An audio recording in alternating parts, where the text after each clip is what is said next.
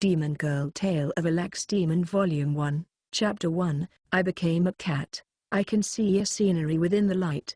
It's like the time when I was a child, submerged under the pool and looking up toward the sky. I see a scenery with that kind of vague, yet nostalgic feeling. The scenery flows along and changes like an old film. The blurry scenes continued to be replaced, one by one. A man holding my small hands. A woman, holding me in her arms. Boys and girls that were even a little bigger than I. From the window of a bus, seeing large buildings and small stores drifting away. And from inside of a train, witnessing the never-ending railroad and endless townscape. The scenes continued to change, and then there was Amy that had grown bigger and was attending school with other children wearing the same uniform. Chatting with friends, exchanging texts late into the night.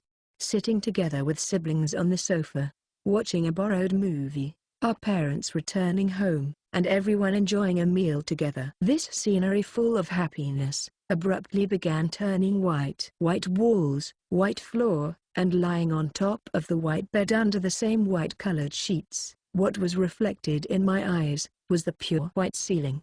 The shaking hands that I lifted up, were as thin as the withered branches of a tree. The scene continuously shifted, but that white world remained. And amidst the broken and hoarse sound of someone crying, my world slowly became dyed in black. Was I seeing a dream? Somehow, the dream felt nostalgic and distant. I wondered where is this place? I can't see a thing. It's as if a dim mist is hanging over me. It feels just like staring into the sun and being dazzled. Oh. I should just open my eyes. And when I tried lifting my eyelids, the scene of my surroundings jumped into my field of vision much clearly than before. What I saw wasn't a grass-covered plain, nor the interior of a room, but instead, there was nothing but an emptiness that spread everywhere, cracked earth, as far as the eyes could see, and a plain dark sky. Simply put, there was nothing but rough gray earth, not even a weed in sight, an empty world. The atmosphere would have been completed if a cold wind was to blow along dead, withered leaves at this moment. I wonder if that describes what I'm feeling right now. Leaving that aside, I wonder, how am I seeing all of this? I don't remember opening my eyes. When I concentrate, I'm able to see in all directions at the same time. Of course, that includes myself. I unintentionally let out a scream. Or so I thought, but my voice wouldn't come out. After all, I have no mouth. Not to mention a mouth, I didn't even have a body. Right. I'm a little calmer now. By the way, when I said I had no body, that was just a bit incorrect. As proof of that, even now the form of my body is responding to my fluctuating emotions, scattering and undulating. It's something like a gassy, misty, light brownish aggregation. Which is the current me. Makes me laugh, although it's nothing funny. Is this a dream, I wonder? It could be that the world of light I'd been seeing until just moments ago was the real world, and this was just a bad dream. But reality is cruel, and the sensations I felt through this mist-like body of mine was telling me that this was real. And then surprisingly, when I acknowledged this form to be myself, I strangely came to accept it without any discomfort and calmed down. Could this be that? Thinking of it using the knowledge gained from that world of light, it could be summed up as the mind affecting the body while at the same time, the state of the body influencing the mind. Something like that? After all, the ups and downs of emotions don't show such a big change in the body of the average human. I don't have a heart, so I don't feel my heart pumping, and I don't feel suffocated from the lack of breath. With this body, I doubt if I would feel even pain or hunger. I have nothing to look forward to. I have no eyes, so I can't even cry. For the time being. I should, at the very least, hold on to my sense of self. It's a bit late in thinking this, but I wonder who I am? My name. Can't remember it. Yes, I am nameless. I could simply pick a name from my past memories, but I have a certain feeling that it just wouldn't do. Incidentally, I also can't remember the names of family or friends. Even worse, I've even forgotten their faces. Okay. Moving on. I do have memories up to wearing a uniform, so I was probably a student. Considering the amount of my past memories, Probably a high schooler, although it's all from a dream. The gender is "Hey girl, right?" I was wearing a skirt uniform in my memories, and personally it feels much more acceptable. Good. My sense of self is gradually coming together. Oh? The color of my body somewhat deepened. In addition, I feel like the density of the mist has become thicker. For the time being I can't feel anything gone wrong, so I'll continue to recall the memories in the dream to further secure my sense of self. And so, doing this and that took quite a while. Or so I felt. I mean, the sun hasn't ever risen, and as expected I didn't get hungry, so there was no way for me to measure the time. It's good that my sense of self has become firmer due to recalling various things, but a new problem appeared. I have nothing to do. To be honest, feeling anxious, irritated and going mad from loneliness. Such things seem likely to happen, but with my current body there are no signs of such things happening. When I recall the last moments from the memories of the dream, I wonder if I've died and fallen into hell. Although speaking comparatively, it's a hell completely without the agony. Of course, there is also that rumor that this is all a dream. And of course, the source of that wishful rumor is me.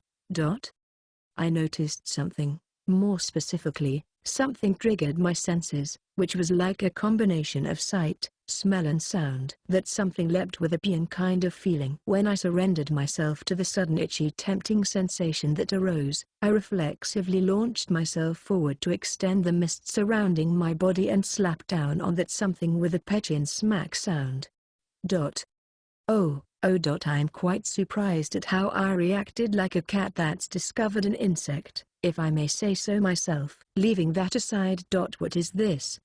I did catch a glimpse of it just before hitting it, and it did certainly look like an insect, but I don't know what it is. And when I struck that insect, it disappeared like mist. Upon disappearing. There was the scent of something like sweet honey. For some reason, that scent gave me a faint satisfaction, even though the current me had no sense of taste nor hunger. It was a somewhat nostalgic scent and flavor. It was like the time I was a child in that dream world, sipping honey from a small flower. It had that kind of nostalgic feeling. Shiver. Shivering in excitement, my gaseous body trembled as if excited by something, and as if driven by that sensation, I began wondering about my surroundings. But really. How am I moving around? From the previous feeling of striking down that insect, I've understood that I do have a certain degree of physical strength, but without needing to crawl. My body instead moves by floating towards the direction I want to go. To a certain extent, I can bring out the same burst of speed as the first time I moved. However, although I could move by barely skimming across the surface of the ground, I couldn't manage to fly. What a pity. And while moving about, found it. The second mushy-kun insect discovered. I'm just a bit lonely, so I wonder if I could keep it as a pet. But petchin. When I neared it, once again my body flew forward and smacked it. Really like a cat. My lack of self-control is rather shameful, if I may say so myself. There's something irresistible about that sugary honey scent. In the first place, it was in the wrong for provoking my cat-like instincts, hopping up and down like that in front of me. Then I suddenly realized something. The first insect had a flowery honey-like scent, but the second one had. To give a description, it smelled a bit fruity. Shiver. Excited shivering. Should I keep on searching for a little longer? From then on, my pastime and daily routine came to consist of searching for these mushy-kun insects. It's not like I want a snack or anything, alright? Petchin, smack. Petchin, smack, double smack, delish. Of course, when compared with the sweets I know from the dream world, this is in every way a very modest taste, but it serves as a good complement to the cat-like hunting work involved. I think it's that, when you gather your own food, it feels much tastier, probably. And I've noticed something else too. The larger insects are better tasting. I'll have you let me say this, but I don't have a hobby of directly eating insects. As of the present, rather than smacking them, just touching them is enough to make them disappear, and since they leave no dead remains, it doesn't leave an unpleasant feeling afterwards. I've noticed this while on the move, but there were some of these things that were about the size of a mouse. When compared with the other insects, it was much more cautious, and unless it approached me first, it was unexpectedly quick in escaping. This time for sure I'll make it my pet . But even though I tried putting some spirit into it, it vanished the moment I touched it. Appearance-wise, it was mostly identical to those black furballs that appear in a certain movie from the dream world, chased around by a pair of sisters that lived by the countryside in a remotely located house. Totara. I really wanted it. A pet. Still, the flavor was good. I'd say that it tasted similar to cherry or wild strawberry. As I passed away the days in that manner, a change appeared in my body. Eating too much snacks made me fat. Is not what happened. Instead, it appeared that my body, which was light brown colored, was turning into a deeper shade resembling chocolate, but at the last moment it turned curry-like. Why, I wonder? Did I use food as the standard for comparison? I prefer to think that the color has become a hair-dyed brown. It might as well have turned into a milk tea color to look cuter, but life just doesn't go the way you want it to. When the color changed, at the same time, the density of my gaseous body further increased, becoming all syrupy. Oh, will I evolve into a slime? Or so I thought, but I was wrong. My body didn't become sticky, but became like iron sand. But have I evolved with this? It's harder to move now that my body is heavier. I let a Nezumi-chan mouse run away again. Is it possible that I really did get fatter? Nay nay hey hey. Did I really get fatter? But while in the midst of being torn between the desire to diet and the seduction of snacks, for the first time, in a way, I came across another existence other than me.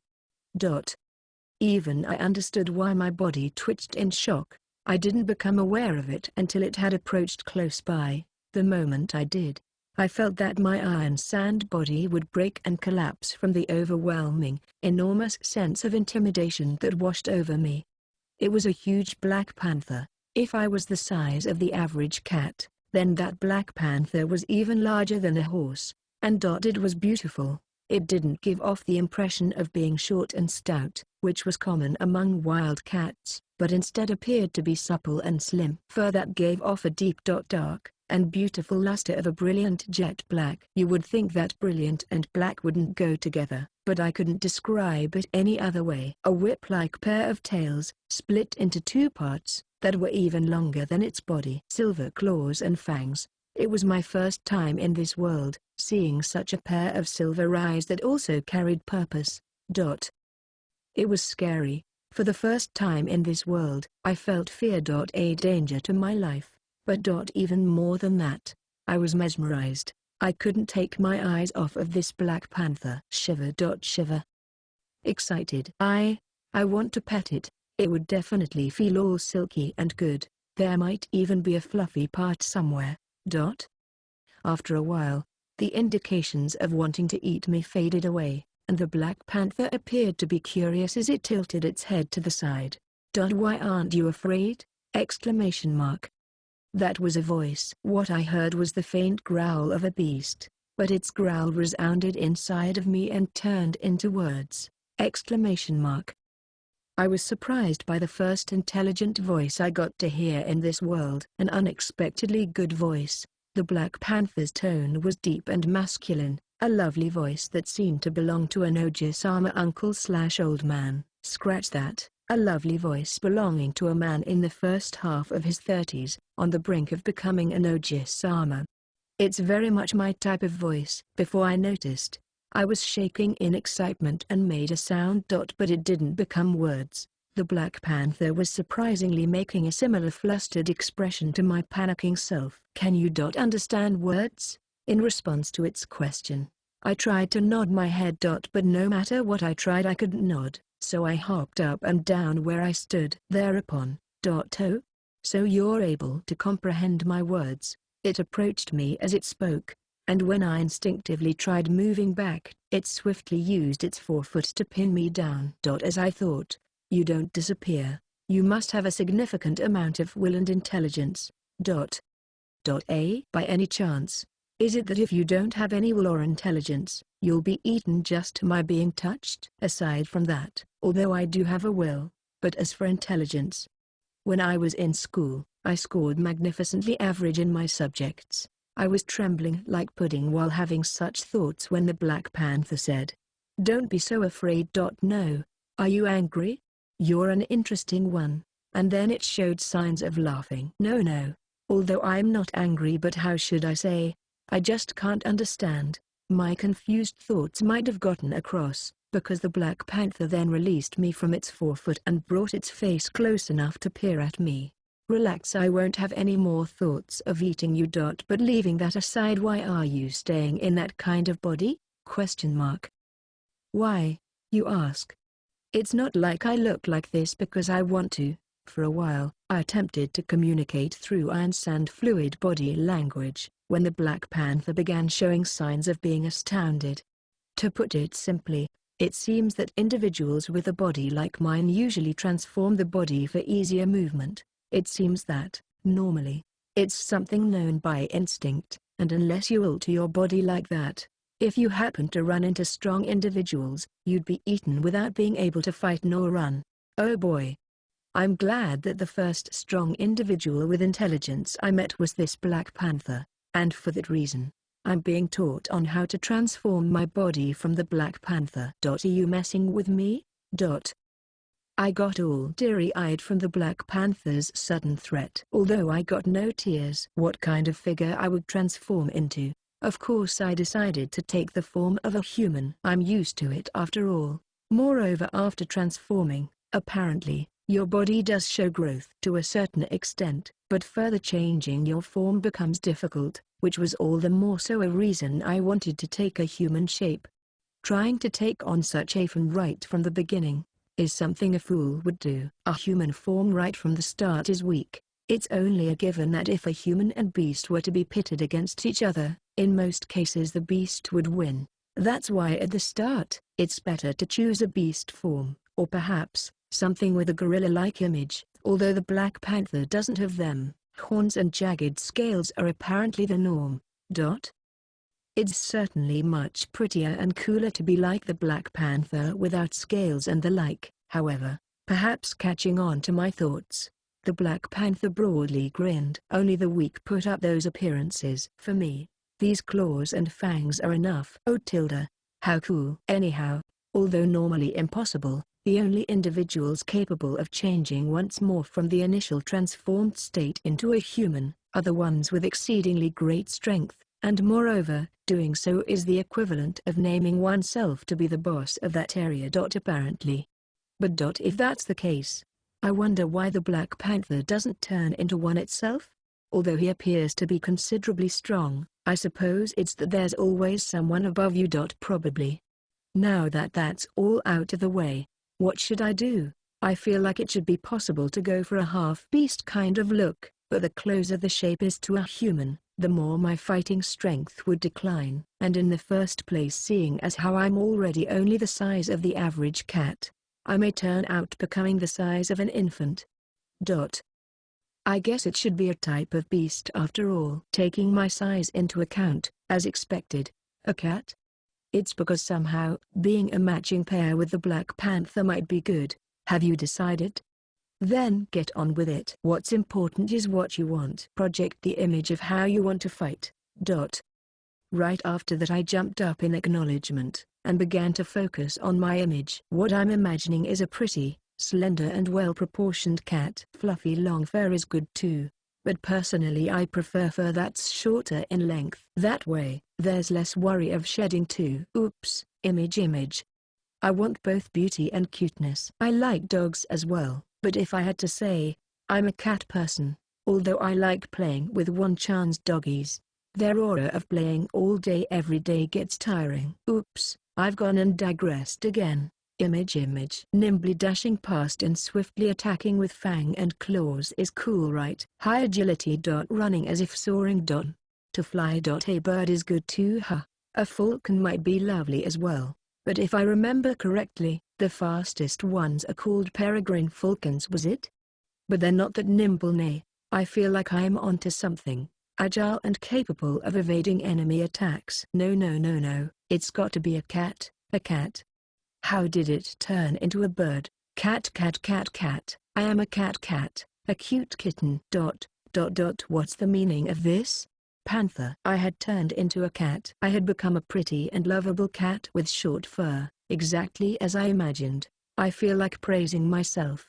How should I explain? My voice, after finally becoming capable of speech, sounded indistinct, although my current form was without a doubt a cat, but I had turned into a kitten that looked like a snuggly fur ball. The tiny pair of bat wings, sprouting from my back, were awfully pretty, perhaps as a result of transforming. My once curry-colored body had turned into a pretty golden color, my rotund eyes were a bright ruby red, while my small claws and fangs, that had yet to grow, were like translucent bright red jewels. Using the sense of vision I've had up till now, sight/hearing/smell combined, I was able to get a good look at myself. Frankly speaking, I'm criminally cute. If it was the me from the dream world, I would probably have picked me up with no hesitation to hug me all day long. So how do you intend to fight like this? This is bad. The Black Panther sounds angry. How did it turn out this way? No, I know the cause of this. It's all because I'm an idiot. Even an idiot like me can understand this body isn't fit for fighting. The Black Panther's gaze was cold as I involuntarily put on a forced smile. It can't be helped that it's run out of patience with me, but if possible I would like to remain friends with this rare conversational partner. Not to mention, it had a voice that was particularly my type. Other than that, I also want to pet it. It's a different matter with my own fur. I tried, with tottering steps, to approach the Black Panther on my short legs. Only to flop over on the way. Suddenly remembering I had them, I flapped my bat wings, causing me to lightly rise into the air. Then I fell to the ground flat on my face. The two people. No, two cats that fell into silence. Oh? Were you supposed to count large animals by the head count? And while I sunk myself into such thoughts to escape from reality, the Black Panther let out a small sigh. How skillful, even though it doesn't breathe. Anyhow, after sighing it came closer to chomp down on me with its fangs. Here? Fearful scream. I'll be eaten. Settle down. When I became silent after being told so, the Black Panther held me in its mouth like a parent cat and began to walk. I told you before that I have no intention of eating you. To begin with, I wanted to have a conversation for the first time in a while. It's bothersome, but I'll keep you until I get tired of talking. Okay. And so, although I had wanted a pet out of loneliness, it was in this way that I became the pet of the Black Panther. Chapter 2, I became a demon. The Black Panther and I began our cohabitation. Although I say that, my mentality is that of a girl. And since the Black Panther speaks in that wonderful masculine voice, doesn't this mean we're like a couple living together? Or so I thought, but I'm his pet. Thinking that makes my heart beat a little faster. What are you thinking about? No, nothing really. This Tikaniko big cat has a surprisingly good intuition. Right. There's something I wanted to ask you about. What is it? Albeit in a suspicious tone, the Black Panther unexpectedly replied without reluctance. Although the area we were in was the Black Panther's territory, it wasn't his dwelling place. Since we didn't require neither sleep or meals, we had no need for a location that guaranteed safety. Nevertheless, although I did wish for a safe place, seeing as how my body is that of a kitten, the stronger demons that would normally attack me wouldn't draw near, fearing the Black Panther. This place we're at. Where is it? In response to my very much vague question, the Black Panther slightly narrowed his eyes. And replied after several seconds. By this place. You mean, rather than by my territory, where we are within this world? Right, that's it. He's so smart. I'm alone in my idiocy. Even with such intelligence that allows you to converse, you don't understand? Didn't you learn words after being summoned? Summoned? No. I was born just recently. What? While I was nervous from the Black Panther's surprised growl, I decided to explain. Of course, it was to explain about the dream world, but ever since he mentioned the word summoned, I felt that it was better not to speak of the part where I was a human. Memories of a dream. What a strange thing, I know, right? A huge black panther and golden kitten, seriously nodding at one another. Surreal. Surprisingly, the black panther easily accepted my explanation.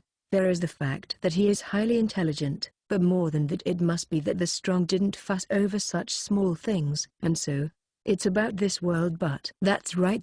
This world has various names. The truth of the matter is that you can't truly understand unless you're one of those that have existed since the beginning of this world. That kind of technical detail isn't what I wanted to hear, but the humans use a mere few words to portray this kind of world. They call it the spiritual realm. Spiritual realm? The Black Panther explained in simplified terms to the silly me that couldn't understand. The material realm was where the beings with life existed, such as humans, animals and the like, and in this world, the spiritual realm, was where those that were the exceptions. The beings that possessed no flesh and bones, existed. Take a look above. Above, you say? When I did as the Black Panther said and looked up at the sky, what I saw wasn't the sun and the blue sky that I knew from my memories, but the usual hazy, dark emptiness. Try to perceive that somewhere far up there, something exists.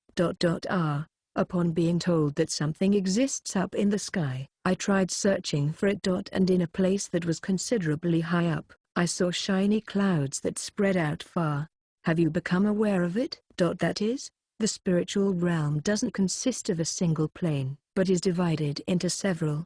That is one of them. The border into the fairy realm. I was surprised upon hearing that, but didn't feel particularly confused. Ever since learning about summonings, I had already grasped a feeling for this world. This is that, isn't it, the domain of myths and fantasies? I vaguely remember reading such books, among the ones that my siblings brought to me in my hospital room. The Black Panther hadn't personally gone there before, but apparently even further above, there was also the ghost realm. Then, is there a celestial realm? I've never heard of it. I wonder, is it that it doesn't exist, or that he just hasn't heard of it?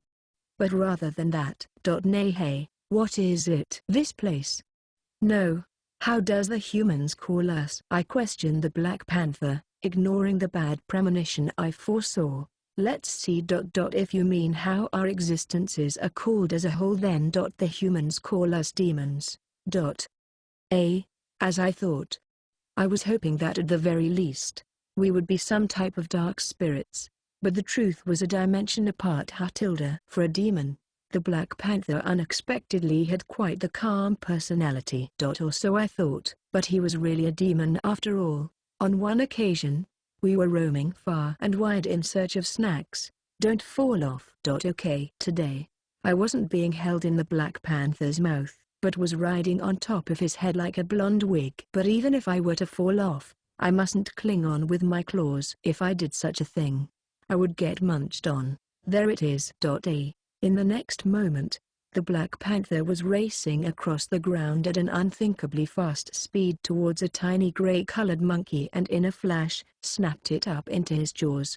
In the place of flesh and blood, the bittersweet scent of apple wafted in the air. Is it tasty? It's delicious. Certainly it was delicious, but I thought I recognized something of a will from the mini monkey. I mean, the fear-filled eyes of the monkey had met my gaze, right before the moment it was bitten to death. Even after that, the Black Panther continued to slaughter. Truly, it was delicious, but you know this place we're in is something like the demon realm, and seeing as we're one of the demons that exist here, doesn't this count as cannibalism? Nay, hey, Black Panther-san. Black Panther? What's with that? He glared at me. Us demons have no names. Demons naming each other may end up causing us to deny our own existence. The inhabitants of the spiritual realm had no names. It's because, according to the Black Panther, if you were to be given a name that caused you to go into self-denial, your existence would weaken. However, if granted a name from the material realm, it would further strengthen your existence. Apparently. So you have no name? I do have a species name. Like how you would call humans or wolves, The other beings call me a dark beast. Dark beast. From what he said, I felt like it was more of a name that defined a type name rather than a species. Then I thought, isn't it inconvenient since there's no way of differentiating between other dark beasts? But he said that there was no problem since he was the only existing dark beast. Incidentally, the mini monkey he had killed was just an ordinary demon, without a name, broadly speaking anyway. Well then, Dark Beast-san, what about me? The san is unnecessary in my name. Also, it's troublesome, so you might as well speak casually. I got it. And so, what about me? She switches from polite speech to casual. A species name, huh? Well, it's been a long time since I've seen something like you. It appears that beings like the Dark Beast and I are rare. Even at the time I transformed, he was expecting me to turn out as one of the monkey demon subspecies. How cruel. According to him, the other intelligent beings calling him Dark Beast was something that had naturally happened during the long passage of time. If it's you, then seeing as how you're similar to my species, let's go with Golden Beast. Thank you. Golden Beast had That's pretty half-assed, oi, but I couldn't say it out loud. I couldn't say it after seeing how triumphant he looked. I've become used to the lifestyle of a demon. When facing up against a kitten like me, as expected, even the mini monkeys that were usually so full of fright displayed hostility, although they were surprisingly easy to defeat. I've even gotten used to the terrified expressions they show before their moment of death. I'm sure the demons don't have the heart to mind such things. The reason they're aggressive towards me must be because my kitten form has no dignity. Yup, it can't be helped. I got to talk about various things with the Dark Beast as well. It's been on my minutes since the first mini monkey we saw, but regardless of whether the beings we run into have more or less a portion of will and intelligence, the Dark Beast would always mercilessly kill them all. Somehow I ended up asking him about it, and he replied that he disliked them because the large majority of those beings were either stupid, frightened or haughty fools that didn't make for good conversations. That was why it had been such a long time for him to find someone like me who could converse normally, and counting up till the present, it seems he had known of only 5 beings that he had enjoyable talks with. Is it fun talking with me? It is. Your talk of the dream world is interesting. I also find talking with him to be fun. He has a lovely voice after all. Once in a while there are times when we don't talk as well. It must be because, as fellow beasts of the cat family, our preference for playing and frolicking about closely resembles each other. Funnier. Cat sound. He was moffewing around the top of my belly with the tip of his nose. It tickles. I thought that if he went as far as licking then I would claw him good. But I wouldn't lash out if it was just to the degree of nudging with his nose, rolling me over like a ball of fur and sniffing me.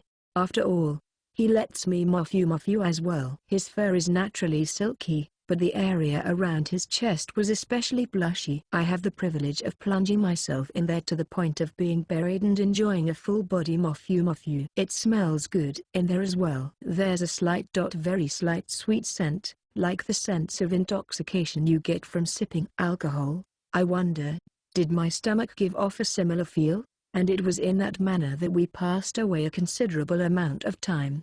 It might have been just a few days, or perhaps even several years. There was nothing to measure the time with, and to begin with, the very concept of time in the spiritual realm was vague. But to a certain extent, I felt the passage of time through my body. My body had grown from the size of a kitten to the size of a slender adult cat. And although I was still the size of a regular cat, I could run at the same speed as the huge Dark Beast. Although I could only just barely bring out the same speed by using my bat wings, my strength had increased by quite a fair amount as well. A passerby monkey-san that was bigger than I was took a look at me, only to become stiff in the face and slowly backed away with inching steps. Please don't make that face. It makes me feel all excited and wanting to chase you down. But when I gamble around with the Dark Beast, I'm always the one to get blown away and end up surrendering my belly for him to moffew. Mew. Next time for sure I won't lose. Nay hey, what's that? I was being moffewed by him since I lost in our previous contest, until I lost patience and bit his nose, and he was now letting me morphew him as an apology for being obnoxious. It was when I was morphewing on his chest when I noticed something. "What is it? You say it's a summon circle. Didn't I teach you?" he replied while also looking at the summon circle. He was in a good mood until just moments ago, but he abruptly fell into ill humor. "Is it that bothersome to repeat something you've explained before, I wonder?" "Not that." "Why is that tiny demon that was nearby suddenly being pulled away?" "Summoning magic circles. I've heard about them from the Dark Beast. In short, it's a gate that's made through the use of summoning magic from the material realm, and if a demon from this side of the realm steps onto it, it would be summoned to the other side. Or so it goes. By the way, I've never entered one before, so I don't know. The first time I heard of it, I was happy and thinking that I could go to that world of light, but I couldn't enter. Just pushing through the tip of my feet was the farthest I could go in, and when I tried scratching around, I heard something like a shriek, after which the summoning magic circle immediately disappeared. Apparently in the past. When the Dark Beast was much smaller than he was now, he had been over to the other side several times, but it was impossible for him now. Magic. It's something I would have liked to see. Huh? Why you ask? It's because those of weak will are forcefully summoned away like that. When that happens, you don't even get a contract and get forced to work for nothing. Upon responding to a summoning from the material realm, the demon forms a contract with the summoner. Through the contract, the demon would receive souls, sacrificial offerings and whatnot. But from what I heard, it seems like summoners are usually quite miserly. Even though a good sacrifice would allow a demon to manifest without restrictions and better display its power. By the way, we can't speak on the other side. And in the case that a weak-willed demon that doesn't know words is summoned over, it would only end up with an incomplete contract and wouldn't even fulfill the work properly. So you get dragged away if you have a weak will. I should be careful too. I don't mean to boast, but I have a weak will. I mean, I couldn't even win against the temptation of snacks. If it's you. Well, you should be fine. Why? It's because you're a little lax. Mew pout. Certainly. I know that I'm a bit mentally slow, but you don't have to put it that way, do you? Slightly miffed, I smacked his face with my paws, which caused him to laugh amusedly. So my cat punch doesn't hurt her. Mew. When I put on a dissatisfied face, he suddenly stopped laughing and pushed me aside as he stood up and bared his fangs. Wow! Oh, ouch ouch. It was the first time being bitten this hard by him. The sensation of his fangs sinking into my back made me shudder from fear. Like the first time I had met him, the body of a demon felt almost no pain. Yet this pain told me of the stormy state of mind he was in. There's no need for you to go over to that side. Stay in this place. He spoke in a rough and scary voice, like the first time we had met. Okay. All I could do was to give a small nod in fright. He really is a demon after all. No matter how much I'm favored as a pet, I'd simply be eaten after affection runs dry. Before I knew it, I had been thinking of us as equals, but I was sad after realizing that I was no more than a pet to him. I want to morphew, but I'll restrain myself. Sniffle. Ever since the previous incident, he had become increasingly persistent in morphewing me. If I let it be, then he would continue for God knows how long. So I lightly smacked him with my paws, to which he responds by lightly biting and even licking, which I disliked. Mew, doing whatever he likes. One day, he had went off somewhere. Seeing as how we've been together ever since we met, it sure is a rare occurrence. I was pushing and rolling over a small demon into the summoning circle in front of me, when the Dark Beast returned out of nowhere. Ah, where did you? What's this? It's your pet. My pet? Why bring such a thing? Is it so I can use it to vent out my morphew urges? Several small demons that still had indeterminate forms were placed before me. 4 in total. Each and every one of them only had a slightly changed coloring, as well as some amount of will and intelligence. They were all afraid of both me and the Dark Beast. They're kind of cute. And also seems tasty. Sniff. Reacting to my faint thoughts, the demons began to tremble insanely. I spoke in a gentle voice. It's okay. I won't eat you or anything. Nothing to be scared of. I'm not convincing at all, if I may say so myself. All right. In that case I should go with that tactic. I place all of the demons onto my back using my mouth, and spreading my bat wings widely, I leapt into the dark sky. At this point, the matter about the summoning circles and my yearning for the world on the other side didn't matter one bit in my mind. The dark beast was making a face with mixed feelings as he watched me dance in the sky, full of enthusiasm for the first time in a while. Repeated smack sounds. The demons on my back were hopping up and down with joy as they indulged in the fruity scent that was the result of my rampage of smashing up monkey demons. Cute. They appeared to be no longer frightened of me, which was a relief. I slightly lowered my pace, and while gliding above the surface of the ground, I one-sidedly talked to the demons. I spoke in a way similar to the people I had seen in my dream, the daycare worker, the teacher at school, and my own elder sister. I wonder if it's safe to speak like this to the demons? A sudden thought came to me. What I could do if this made them deny their existence, causing them to disappear. Oh well, I'm a demon too after all. I gave up thinking too deeply into it. I mean, given the opportunity, wouldn't it be fun if they became intelligent enough to converse with, right? After a while, maybe as a result of my education, the little demons have become smarter. Or so I feel. They've become a little bigger, and even took the initiative to find their own snacks. They might be at that age ready to transform. How about giving them a species name? A species name? Why? When not looking after the demons, most of my time was spent being morphed by the dark beast. Thanks to that I was always busy. If you create a clear enough image, they may be able to gain a similar form, rather than that of a monkey. Oh, in that case, why didn't you do this? Ow ow ow. When I let out a light complaint, he abruptly bit down on me. I told him it hurt, after which he started licking me. Looks like I haven't taught him enough manners yet. Arg. Do as you like. HMPH. Mew. Which species would be good? Don't you possess those strange memories? Why not start thinking from there? Mew. Pout. I sulkily turn my face away after hearing his slightly dismissive tone. It's like we're both children, but let's try thinking about it seriously. It wasn't a bad suggestion. What would be good? Since it's come to this, how about picking something religious? No, they're all things to do with gods and my imagination doesn't go that far.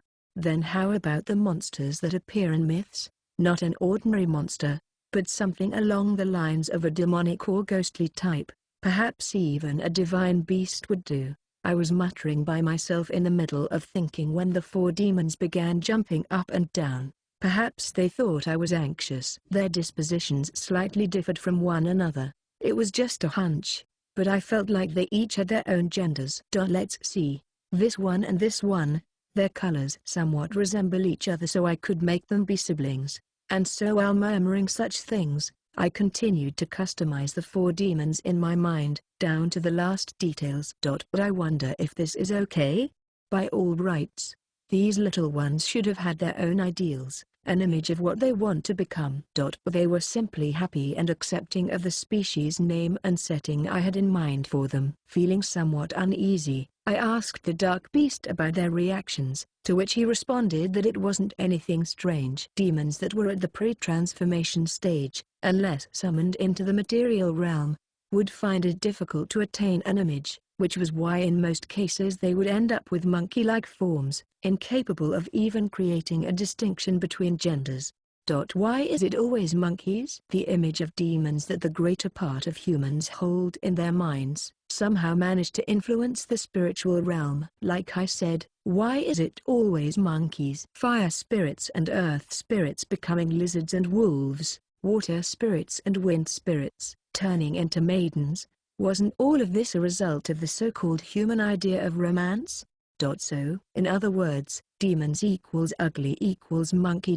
This must be their train of thought. Dangerous, seeing as how every day I call the four demons cute, so cute. I'm sure that they'll grow up to be cute. What's the meaning of this? How do I explain such déjà vu? The only difference this time was that instead of sounding angry, the dark beast was simply utterly amazed. Gosh, Tama master, albeit with a slight lisp, The four demons gave off proper greetings. Super cute.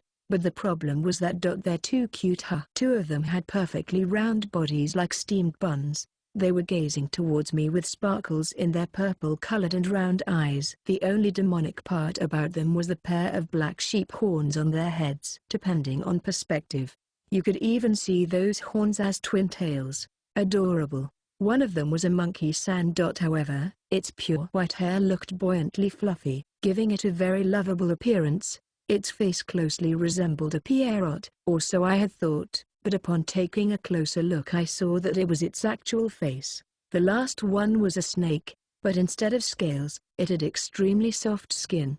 I specifically chose this one to have matching colors with me, a light golden body and red eyes. I'm sorry, I've completely made them into my pets. Known for a while now. The dark beast. He must have brought back the little ones for me so that I wouldn't go to the other realm, chaining and collaring me in the form of lingering attachment. Even now, my heart grew calmer when I looked at the four demons chasing after insect demons. But did you know?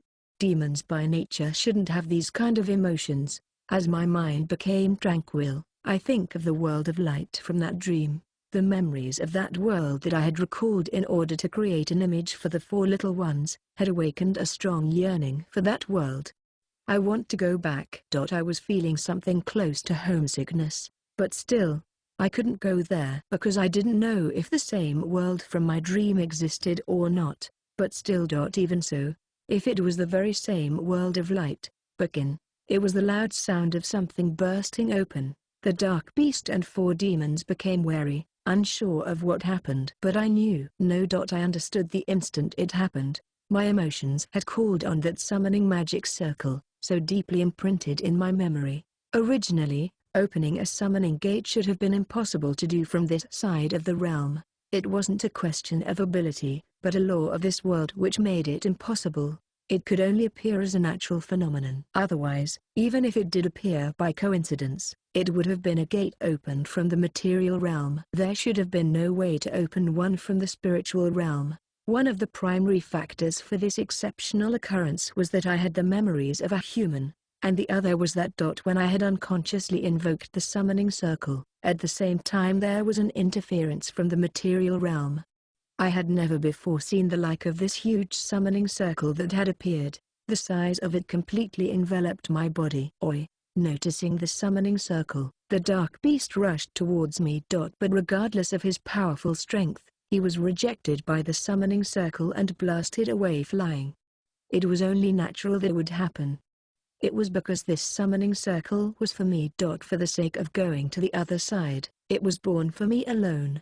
The summoning magic circle was overflowing with the nostalgic light from my dream. Basking in that light, my body disappeared into that summoning circle. I felt that my consciousness was freezing. As I turned my eyes towards the demon realm I grew up in for the last time, I saw the dark beast gazing intensely towards me with anguish in his face.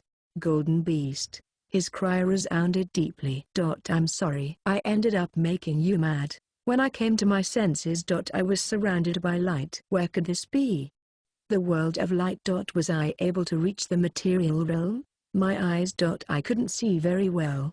I couldn't hear well either. Even my body wouldn't move as I wanted it to. Was the summoning a failure? If that was the case, I felt paralyzed by the fear I hadn't felt in a long time. At that moment, my body received a shock, as if slapped awake by something.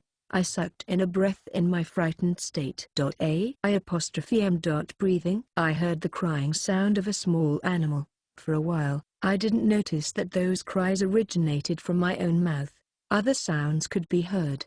Someone was speaking. The moment I realized that these sounds were words, the words that were incomprehensible in the beginning, unraveled into comprehensible words that resounded in my ears. My beloved child. Russia. I felt my mind quake, as if struck by lightning. Born in the demon realm without a name. After coming into the material realm, I was granted my first name, and I understood at that moment that my existence had been firmly established. I, a demon.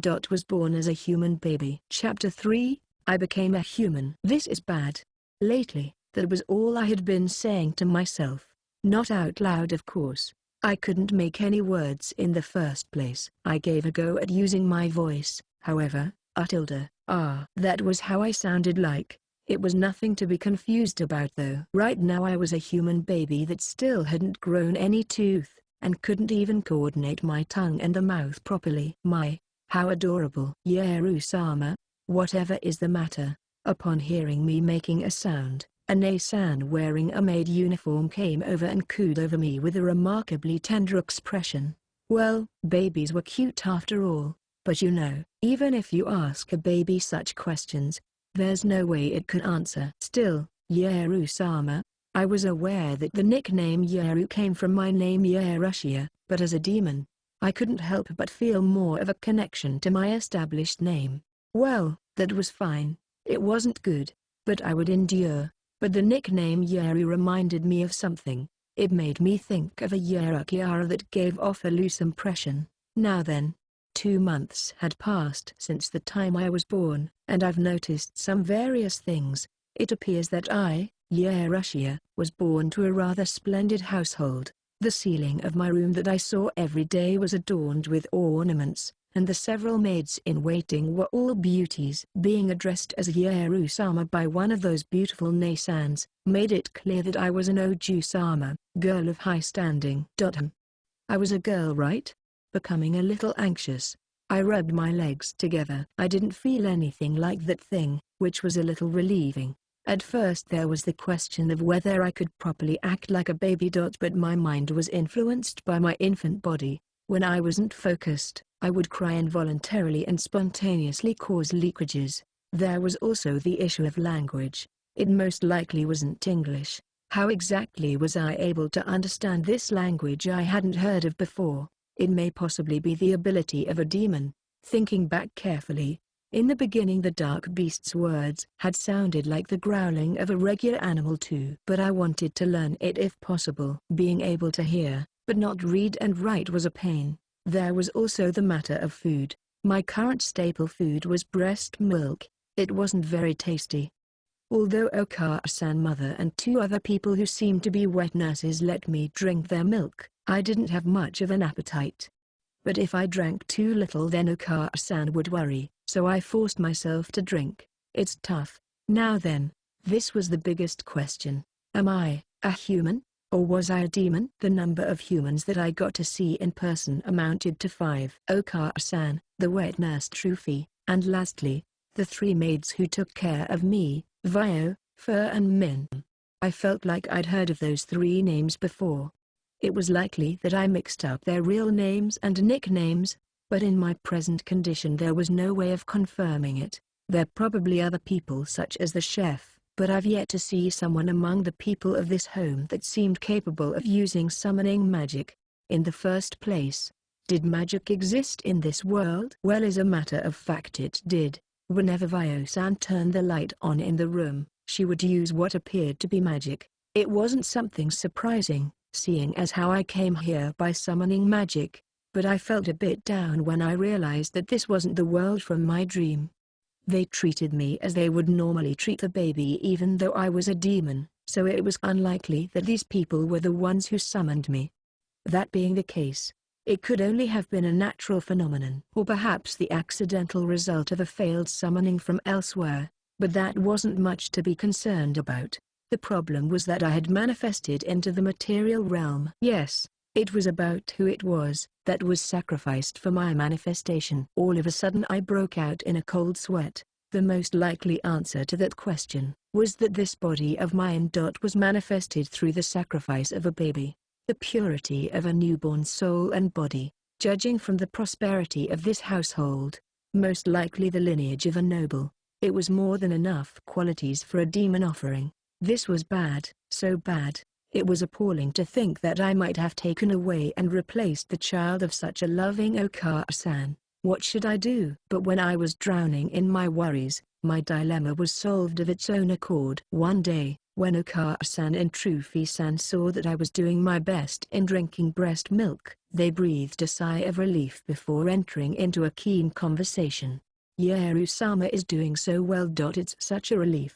Ria-sama. Yes, When this child was stillborn. I was in despair, but to think she would suddenly come back to life, I must thank Vio for that.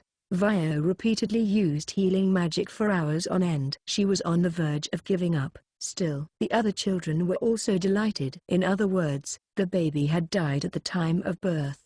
At that point Vio-san, who was capable of magic, continually used healing magic on the dead baby.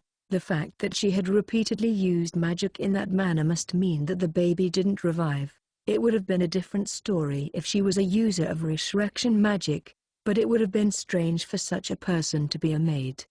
Therefore, going by the current situation, it was most likely that the baby's body alone was used as the sacrifice for my manifestation. It might have been slightly lacking as a sacrifice, but I suppose as a demon, I only amounted to that much. There was also the factor of me forcefully opening the summoning gate as well. That I was a demon that sacrificed the baby to manifest. Wasn't something I was entirely sure about. For a demon, my power was much too meager. Of course, I did possess the ability to decipher languages and didn't hunger easily, but apart from that I was truly just a human baby. I couldn't even crawl yet. For the time being, I suppose I'll wait out the situation while gathering information. Although I wanted to gather information, I had mostly made no progress on that. The reason for that being, that I was never taken outside of the house. A year had lapsed, and the clumsy me had finally became capable of walking on all fours.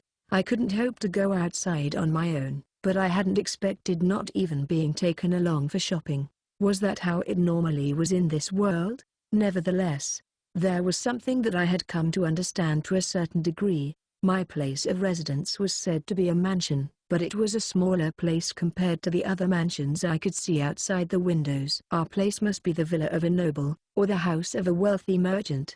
That was why, even now I wasn't sure of my social status. Okara-san's name was Ryastua. Ria was her nickname. I have yet to meet Ota-san father. From what I've put together from the conversations I've heard, he had apparently come to visit me only once, around the time when I was just born and wasn't able to see well. I'm sure he was busy with work. In our residence, there was a chef Oja-san uncle, and a slightly younger Oja-san who worked as both gardener and guard. I still didn't know their names. I should probably mention this also. It was something I had suspected since the first time I saw magics being used for illuminating rooms. But there was no electricity. I guess the cultural level here was around the Middle Ages of Europe. And the meals weren't tasty. It was quite problematic. I knew the reason for it though. It wasn't the fault of the cook, but instead my sense of taste. I did find a way around it, but it wasn't a solution to the cooking. Whenever I would receive milk from Okara-san, I would cling to her chest, and from her I could smell a fragrance that just a little sweet. Of course, Okara-san's smell was a good smell, but it was different from that. It was the same light intoxication I felt from him. I could feel that same intoxication from Okara-san and Trufi-san, and by taking in that sweetness at the same time as drinking milk, it became tasty. What exactly was that smell, I wondered. I must find out eventually. One day, a few days before I was to turn into a 1-year-old, I was made to wear pretty clothing for babies. It wasn't a kimono or anything, and the clothes I usually wore were also good looking, but I presumed that it was clothing for going outside. That's right. Today, I would be going outside of home for the first time. This was bad. It was seriously bad. My mood, that was full of cheer at the thought of going out with Okara-san, deflated like a balloon. Inside of the carriage that was heading out, was me and Okara-san, Fur-san and the Min-san. Well, to summarize the information I gathered while being pampered by the women for several tens of minutes, an unthinkable fact came to light. I was in a strongly religious country called the Holy Kingdom. Almost all the priests of this country were capable of using the so-called pure magic that was holy magic. In this country there was a custom, where infants would receive blessings at a church through the use of holy water. But of course it wasn't something enforced by the law. It even costed money after all. But for some reason this time, there was an official notice dictating that while the government would cover the costs, all children born within this year must receive the blessings. from all over the country. Including those from the outskirts of towns, villages and the slums. Even the children of immigrants and traveling entertainers would be thoroughly investigated. In other words, it was now something compulsory. This was bad, wasn't it? This was what you'd call bad, right? Holy water and blessings. Wouldn't a weak demon perish from those things? I'm a baby, you know, terribly frail, okay? Upon seeing me trembling in fear, the three women assumed that it was the fault of the carriage and that it was my first time outside. So they comforted me in various ways, even telling me that horses weren't scary, but I didn't feel any better. It would have been stranger if I did. Why of all times, did they have to do such a thing now? We've arrived at the church. The building didn't appear so different from the one in my dream. If I had to point out something though, it was that the cross symbol at the top part of the church looked more like a plus sign. Minute-san told me that the goddess Sama of good harvest is worshipped here, but I'm a baby that can't understand, you know. If I could, that would be strange, you know. Inside of the church, there were several women that were all embracing infants like me. Standing in front of a statue of the goddess was an Oji-chan old geezer, wearing blue clothes, and it seemed that he would be the one carrying out the blessings. I was scared, but there was no escape. My turn came, and Okara-san walked before the Oji-chan while holding me in her arms. Archbishop Sama, it has been a long time since meeting you again. Okara-san bowed to the Oji-chan. So this person was the Archbishop Sama. Well, if it isn't Ryastua Sama, it has been a long time indeed. My apologies for troubling you to come in person. It seemed like they were acquainted from how the Oji-chan kindly laughed and greeted Okara-san. And so this child must be. Yes, she is my child. Yeah, Russia. My cheeks slightly stiffened in response to the strong gaze the Oji-chan gave me, as if he was making sure of something. Well then, let us begin. Around 10 minutes had passed. And in the end, nothing happened. At the moment when holy water was poured over my head, I couldn't help but feel like crying. But it didn't burn, nor did I turn into a beast. To my relief, I received the holy magic blessing without any problems. When it was finished, the Oji-chan gently patted my head, which made me smile extremely happily. Though, seeing as how I was fine with holy magic that was supposed to repel demons, I had to reconsider the first hypothesis I had made about myself.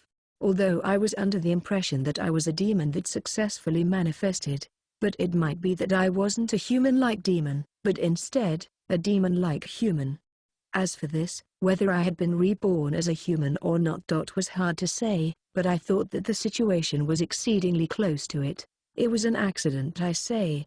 An accident. An act of God. And so after we left the church, we went shopping before heading back home. During the shopping, the three women would take turns in carrying me in their arms, but when I took a closer look around my surroundings, I saw that the wealthy-looking people would use something that looked like a baby stroller from their children. I wonder why we didn't have one? Even though a 1-year-old must have been fairly heavy, the Holy Kingdom held. It was one of the major powers of this world with a total population of several millions. If you were to include the 5 outer town areas outside of the capital areas, one of those outer towns, in an area to the west of the capital that was governed by Duke Koel, named Tuul. Most of the nobles that lived within the territory of Tuul were retainers to Duke Koel, whom all dedicated the same amount of loyalty to him, as they did to His Majesty the King. And within that area, 60% of the citizens were religious. For Archbishop Molt, the chief officer in charge of Tuul's territory, as well as the state church of the deity of good harvest, the goddess Kostal, every morning was a busy one. He did not change his lifestyle, even though he had already passed the age of 60. He rose together with the morning sun, and offered a prayer to the goddess. Afterwards he would head to his personal farmland in the back of the church, and only once he finished looking after the land would he take breakfast, giving instructions to his followers while drinking tea after his meal and finally finishing the first part of his day. Molt solemnly stood up from his chair as he rubbed his shoulders with a tired face he wouldn't display in front of the church devotees. This year was an extremely busy one, and it was all due to the influence of that one event, the large-scale demon summoning incident that happened within the outskirts of Tuul territory, caused by a demon-worshipping organization. Including the 12 summoners, even the names of several nobles were found to be among the dozens of that organization's members. And while nearly all of them were wiped out or arrested, there were also dozens of casualties from the Night Order as well as regular soldiers. What was found to be drawn in a garden that was in the possession of a certain noble, was a gigantic summoning magic circle that could cleanly fit onto the grounds of a small mansion, aiming for the moment when the summoning would already be taking place so as to capture all of the culprits. An armed force, including the reinforcements from the imperial capital, comprising of 45 knights, 200 soldiers, and 30 holy magic-wielding coastal priests commenced an assault against that organization, only to encounter demons that were lying in ambush. Demons, those that were on the opposite side of the material world, in one of the planes of the spiritual world, the inhabitants of the demon realm, their figures covered all over in dark grimy fur. They walked on two legs as they trampled on the soldiers with speed and strength that exceeded that of beasts. They possessed strange large bodies, their grey eyes contained hatred towards all living things, and their yellow-fanged mouths were twisted as if finding delight in the human's fear. There were 10 of these lesser demons. Not only that, there were also 3 greater demons that were even larger than the lesser demons, and they wielded spears and axes formed out of the combination of black horns and bones. There was a distinct difference between lesser and greater demons, other than their physique or weapons. That difference lied in their intelligence and magic. Every action taken by spirits and demons, the inhabitants of the spiritual world, was accompanied by magical power. In the case of a lesser demon, a simple punch from the demon would crush the internal organs of a human, and a normal weapon wouldn't be able to wound the demon's magic-infused body. But greater demons were capable of shooting out fireballs or ice arrows like rain with but a single scream, without even needing to chant the magic spell. There were many factors that attributed victory to the kingdom's soldiers. One was due to the many anti-demon magic weapons that they carried. Another was that they had a great number of anti-demon specialist priests among their ranks. And finally, it was because the person they had invited from the magical academy, to act as an advisor against summoning magic, was able to use powerful spirit magic. Spirits and demons, beings that were inhabitants of the same spiritual world, were considered to be of equal rank.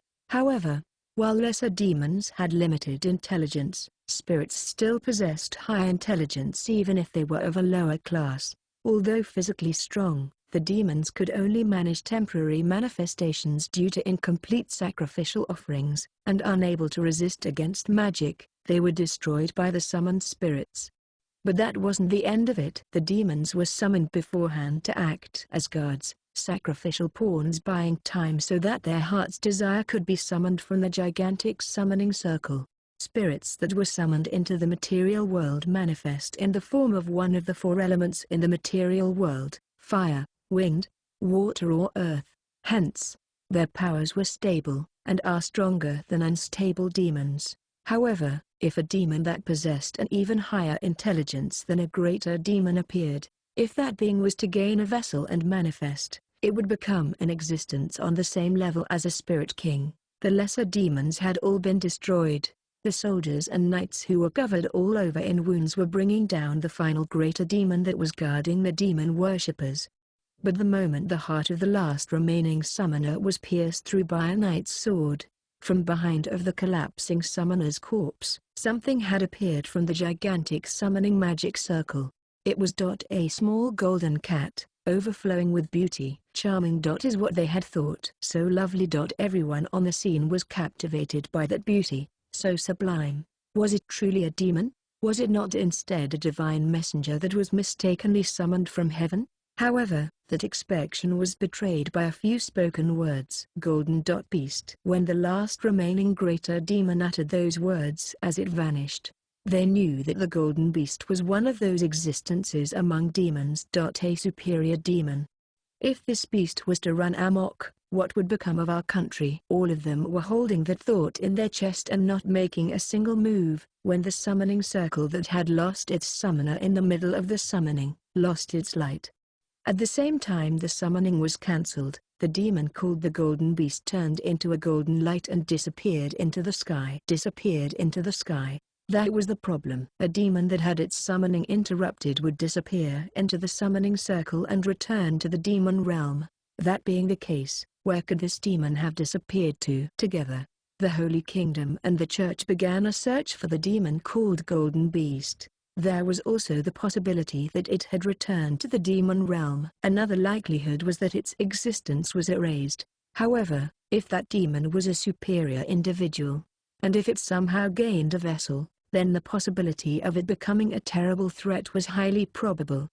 They searched spiritual locations, or in other words, environments with high magical power, but it was to no avail. As a last resort, the Church decided to gather every child that was born within a year since the occurrence of that incident. If this endeavor were to fail and the demon was not uncovered, then the demon would be assumed to have perished. During these several months, Molt had blessed over 100 infants. Of course, there were more infants than that in the territory of Tulle, but the ones that he granted blessings to were the children that were proved, through a government investigation of utmost secrecy, to possess magical power, as well as the possibility of becoming the vessel of a demon. If it was just creating holy water through holy magic, then other priests would have been fine. However, there weren't many that could use the holy magic blessing, and those that could were in other lands performing their own screening operations, so that was why Molt had no choice but to bless the children himself. And those that he was responsible for blessing were the children with the highest possibility of being demons. It was only natural that Molt was exhausted, as he couldn't afford to lose focus. Blessing one child after another. Is today the last? When Molt muttered those words, the middle-aged priest walking by his side affirmatively replied, "Yes." Although there are still a large number of children remaining, today is the last of the children with high magical power that requires Molt Sama's assistance.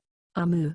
Affirmative sound. Even though it was just a confirmation, Molt was satisfied by the expected response. As a clergyman and as the archbishop, it wasn't something he was praised for, but nonetheless, he thought it would be all right for tonight at least, to drink some alcohol along with the produce from his vegetable garden as appetizers. With that goal in mind, he was performing the blessings in high spirits when the final person appeared. It was the daughter of a viscount he was acquainted with. The woman was someone he had known from the time she was a child, and though he was unmarried, he thought of her as his own blood-related daughter. The lovely young lady from back then had become an adult, and was now even more beautiful. He was apologetic towards the viscount in thinking this, but as far as he was concerned, her daughter was his grandchild too. Yeah, Russia. The child was lovely like an angel, so dazzling that Molt squinted his eyes. What's this? The child appeared to be frightened by something. Certainly, most children that came into contact with an adult they were meeting for the first time and having water poured over their heads would feel frightened. But in those cases, most of the time the children would cry and shout. But until now, none of them had been as scared as this girl. For a moment, he stared at her with suspicion. But when he saw Yerushiu about to cry the moment he poured the holy water over her head and afterwards being comforted by a panicking Riastua, he dismissed his previous suspicion as overthinking it. He put his all into blessing Yerushiu, and when finally, he gave the puzzled-looking girl a gentle pat on the head while grinning widely, Yerushiu showed Molt a most brilliant and angelic smile. Molt thought to himself, if a child capable of such a smile was a demon, this world would be overflowing with demons, and would have been destroyed long ago. Molt firmly believed that today, the shadow of the demon hanging over the territory of Tulle was now gone. Chapter 4, I became a 2-year-old. This is not good. There was no one around. I was largely conscious of the small sound of a sweet voice that could be heard from one of the relatively smaller rooms within the mansion. In that room, there was a faint odor of paint remaining, and along with a big, brand-new canopy bed, there was a tiny little dresser that could be used for children playing house. At first glance, there was no one in here, but that was wrong. Although glass, in this world, was a precious material, this room was furnished with a full-length mirror so large as to make you wonder at its price. and standing small and quiet in front of it was a little golden child. That's right. It was me. I was now 2 years old, and I was dumbfounded upon getting a proper look at my own appearance for the first time. My Okara-san. No, my Okara-sama was a very beautiful person. Her silky blonde hair was soft to the touch, and whenever Okara-sama would carry me in her arms, I would bury my face in her hair. On my first birthday, I met Otasama for the first time. I wondered if he was busy with work. He seemed to be sorry about not being able to come home too often. Otasama was also a great-looking person. I'd say he was in his mid-20s or so. He exuded an attractive aura, with his considerably handsome looks and reddish blonde hair. Being the daughter of these two people made me look forward to how I would look like in the future. Although a Prince-sama would be hoping for too much, but at the least I would have good enough looks to have an heir to a reasonably good household fall for me. And while having such lower middle-class thoughts, I felt relieved from the bottom of my heart that my future would be without hardships. And so back then, when I was still a baby, seeing myself reflected in the dresser mirror while being carried by Okara-sama, I had thought to myself that there wouldn't be a problem since I was a baby this cute. Or so I had thought. This isn't happening. No, it wasn't as if my appearance was bad or anything. In a way, it was as I had anticipated, but it was a future expectation years away. It would have been fine if I had started to blossom at around age 10, and until then remained as a wee little sweet child. When I tilted my head, my gold-colored hair that was without any curls, smoothly moved as if flowing. Wasn't this exactly the color of my former body? The color of my fur? This wasn't blonde hair at all. It was more like gold threads. My skin was like a normal white person's, but I couldn't see the pores of the skin. What was up with this? As for my looks, I inherited all the good parts from my parents. My small cherry blossom lips and golden long eyelashes were very pretty and lovely to see. If that was all it was then, overlooking the fact that my looks were rather showy, I would have felt glad for being born well. And that would have been the end of it. But the problem began here.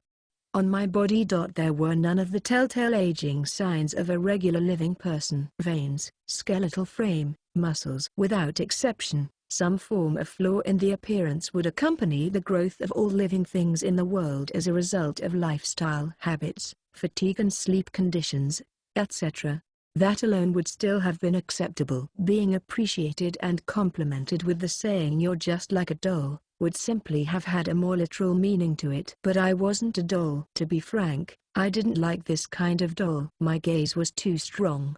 The color of my eyes was a pinkish light gold that resembled both Otasama and Okara-sama. My eyes that should have been of a gentle hue, pointlessly emanated a strange intensity, or should I say, an odd light. As proof, it was bad to the extent that when I fixedly stared at a maid-sam that should have been familiar with me, she would flinch. This wasn't right. A scary 2-year-old like this didn't exist. What happened to my body during the past year? Was it the hair after all? Was it the fault of this demon's hair?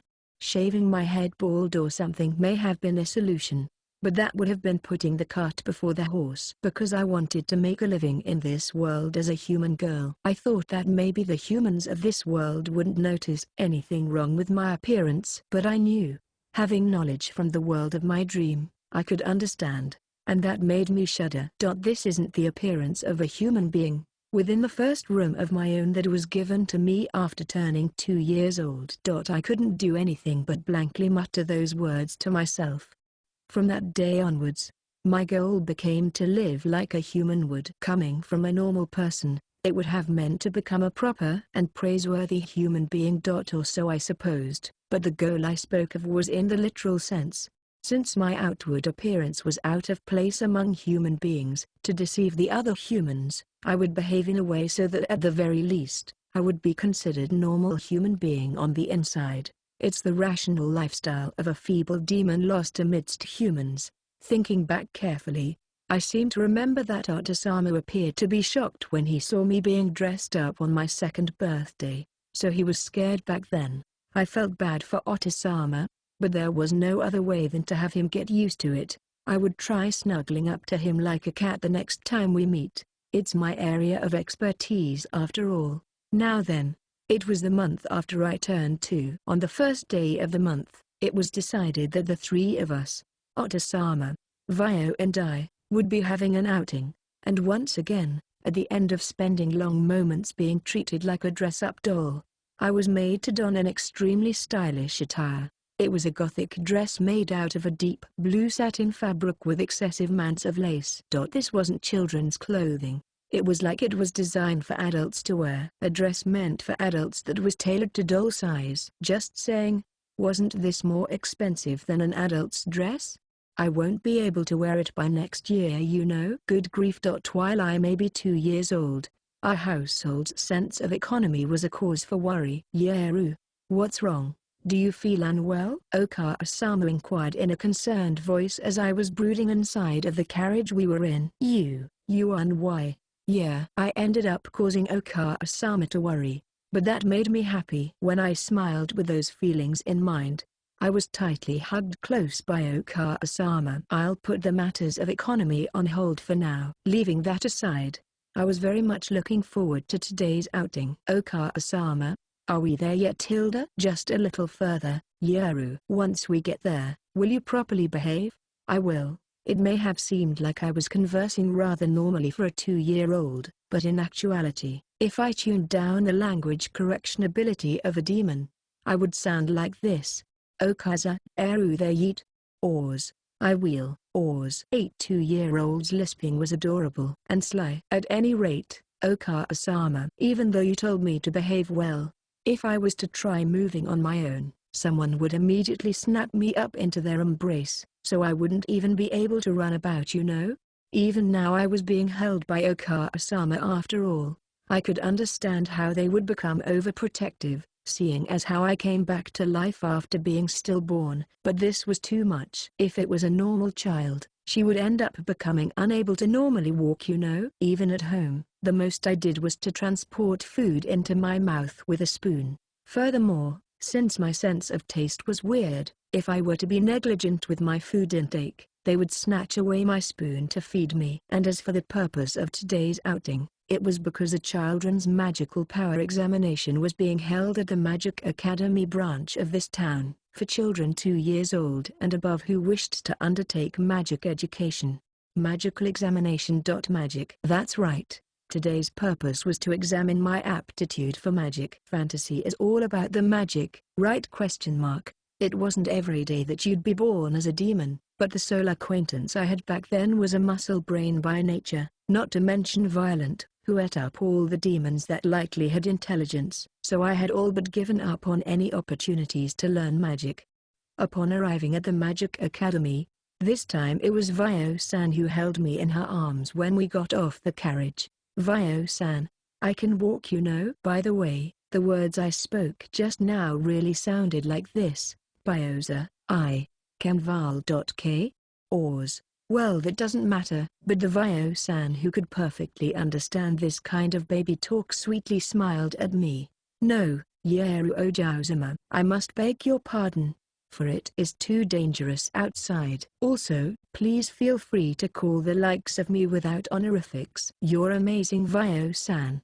As expected of the eldest of the 3 maid girls. She was only 19 years old, tall, black-haired and a beauty too. Passing through the main entrance, we saw a wide courtyard. I thought that a day like today would have been a holiday, but there were a fair number of students that were in their teens. Girls and boys talking intimately to one another as they walked side by side. Must be nice. Tilda. If possible, I would like to enter this academy, and not just for the magic. Apparently, Otisama, Okasama and Vio were all students of this magic academy. From what I heard from the nostalgic talk between Okasama and Vio, it seemed that there were 2 kinds of schools in this country.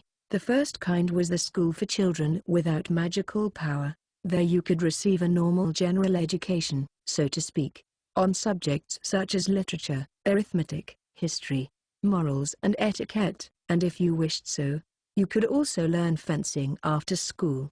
That was the entirety of a 6-year education starting from the age of 7. Even though 20-year-olds were considered to be adults in this world, wasn't the educational period too short? The second kind was the Magic Academy, But here you would be taught lessons on magic on top of the general education you would receive at the normal school.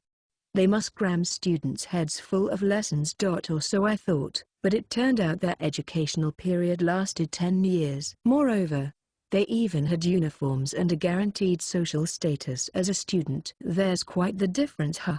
But after listening carefully, it seemed that the children with high magical powers were more numerous among the nobles, so it must be something that couldn't be helped.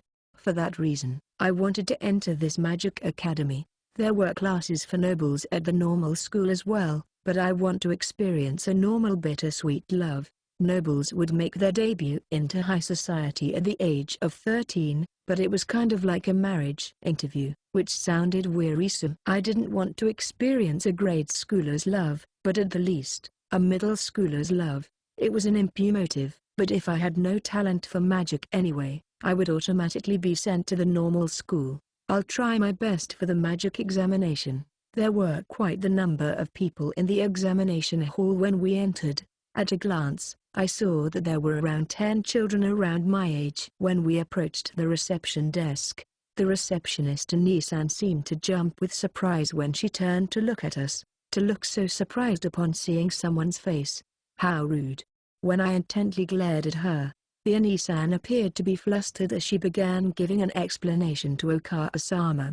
Not bothered by what happened, Okasama and Vio were calmly nodding as they listened. Impressive indeed. Oh, that was bad. I had to behave like a human would. The magical power examination seemed to involve some manual work aspects. You didn't get to place your hand on a crystal ball and they didn't tell you anything like, your aptitude for magic goes like this. Instead, at every examination booth there was a spell-charged wand, which would shoot out a teensy bit of magic upon being waved, and it counted as a pass if the magic activated.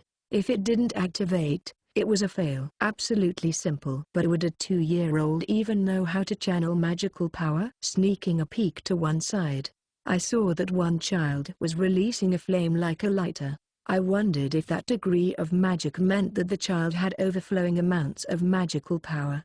There were other booths marked with water and wind-like signs too, so it might be that a person's aptitude wasn't limited to one type of magic.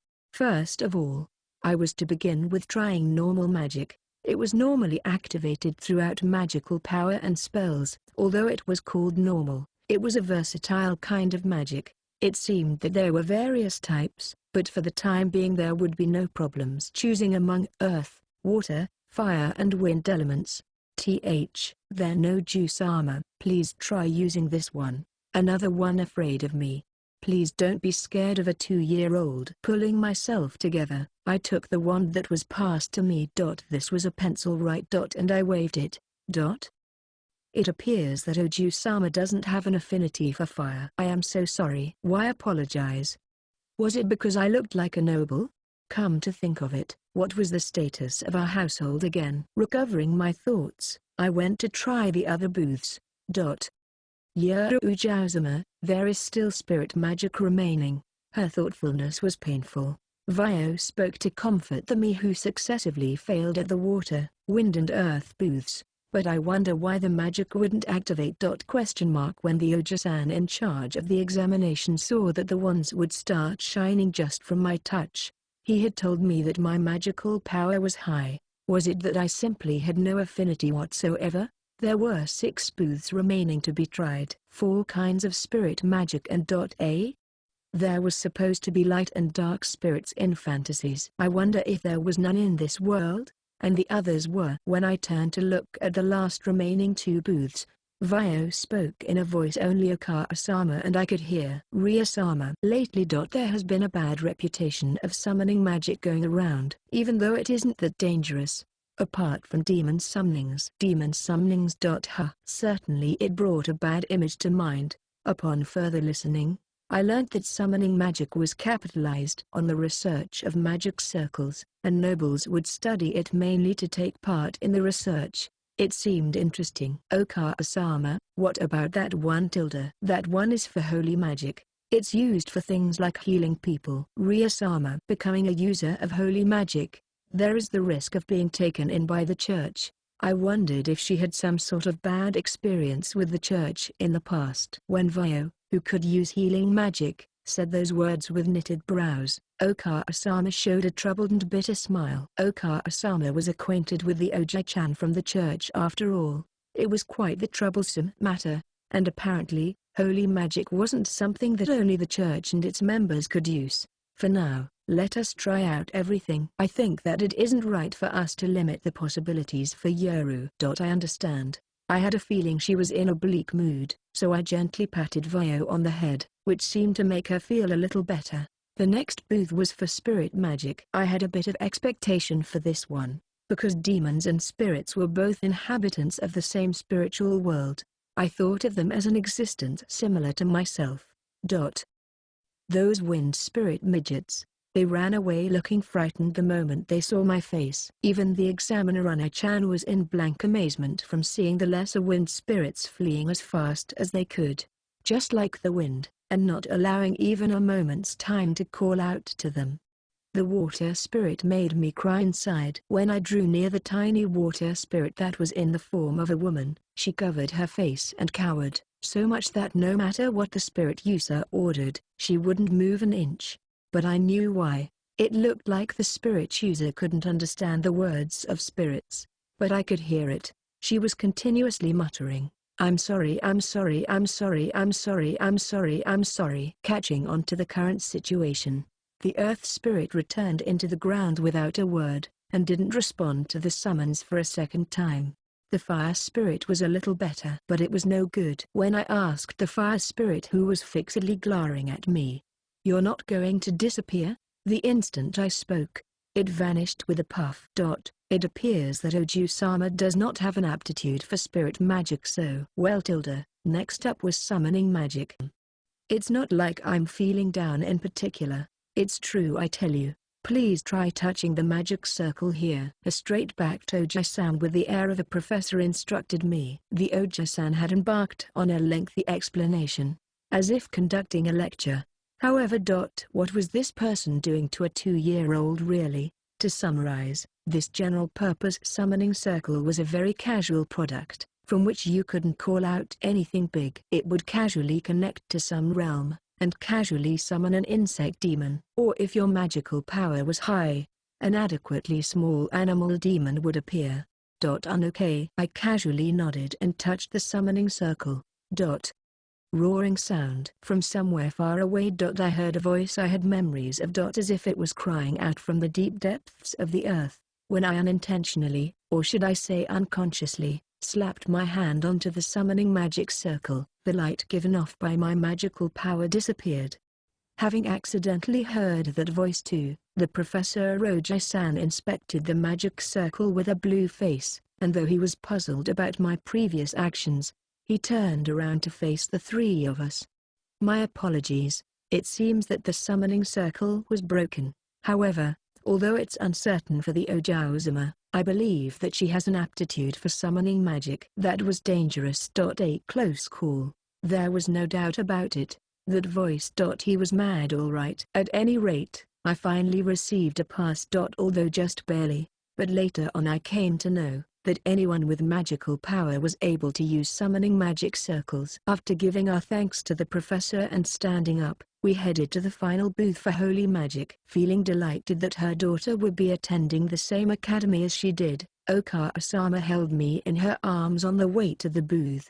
"Isn't it great, Yoru-an?" In contrast to the joyfully smiling pair of mother and daughter, the facial expression of Vio wasn't too good. It couldn't be helped. When I stretched out my hand toward her with a curious look on my face, acting like a child that didn't understand a thing, Vio finally took my hand with a laugh. Did she hate the church that much? Now then, the last booth was for holy magic, but I was fine with not taking the examination if Vio disliked it that much. To be frank, I didn't mind it since I'd already earned the qualification to enter the Magic Academy. But on the contrary, Vio encouraged me to take the examination, influenced by the talks of my future possibilities and the like, and so, a fish-san was flopping about on top of a chopping board. Even now, the light being given off from the wand I was holding prevented the fish from dying. It appears that Ojaozuma has a strong aptitude for holy magic. Are you serious? I'm a demon, you know. In the booth, there was a fish on the verge of death, placed on top of a chopping board and unable to breathe. The fish only desired for its suffering to quickly end. Or so I imagined. At that moment, a strong light had shot out of the wand held in my hand, which prolonged the suffering of the fish. Quite cruel, if I may say so myself, as I thought. I'm a demon after all. Chapter 5. I became a 3-year-old. Do you remember me? Otosamu asked as he looked anxiously at me. Of course I remember. As long as you are my Otosama, I'd never forget such a good-looking person. His face was clearly revealing his thoughts. That since he couldn't come see his young daughter no more than once or twice a year, it would only be natural for her to have forgotten him. Ever since the matter of holy magic had passed, I, who had strongly recognized the demon within me, was ever more firmly determined than before to conduct myself to behave like a human. So I was going to try my best as a daughter as well. Otosama. When I called out and walked towards him with toddling steps, Otosama showed a look of being surprised. Oh. Yeah, Russia. So you would call me father, eh? Come to think of it, was this the first time I called him Otosama in person? Still. Otosama, aren't you a bit too afraid, I wonder? I know how inhuman I look, but if you fear me to that extent, to be honest, I feel down. But I mustn't lose heart because of this. As a frail demon hiding among humans, the best idea was to be protected by wonderful people like Otosama. It wasn't because the elegant Ojisama type happened to be my favorite or anything like that. First of all, I had to get him used to me. Today was my 3rd birthday. As for presents, I received a comb made of silver from Okaasama. I was a little frightened by silver items, holy magic and the like, but no problems occurred. In retrospect, hadn't I used a silver spoon all this time just fine? From the 3 maid girls I received a book called A Document on Magic, usable from age 3, even though books were expensive in this world. From Trufi-san, who had completed her work as a wet nurse and returned home, I received a small painting to decorate in my room. It was very lovely.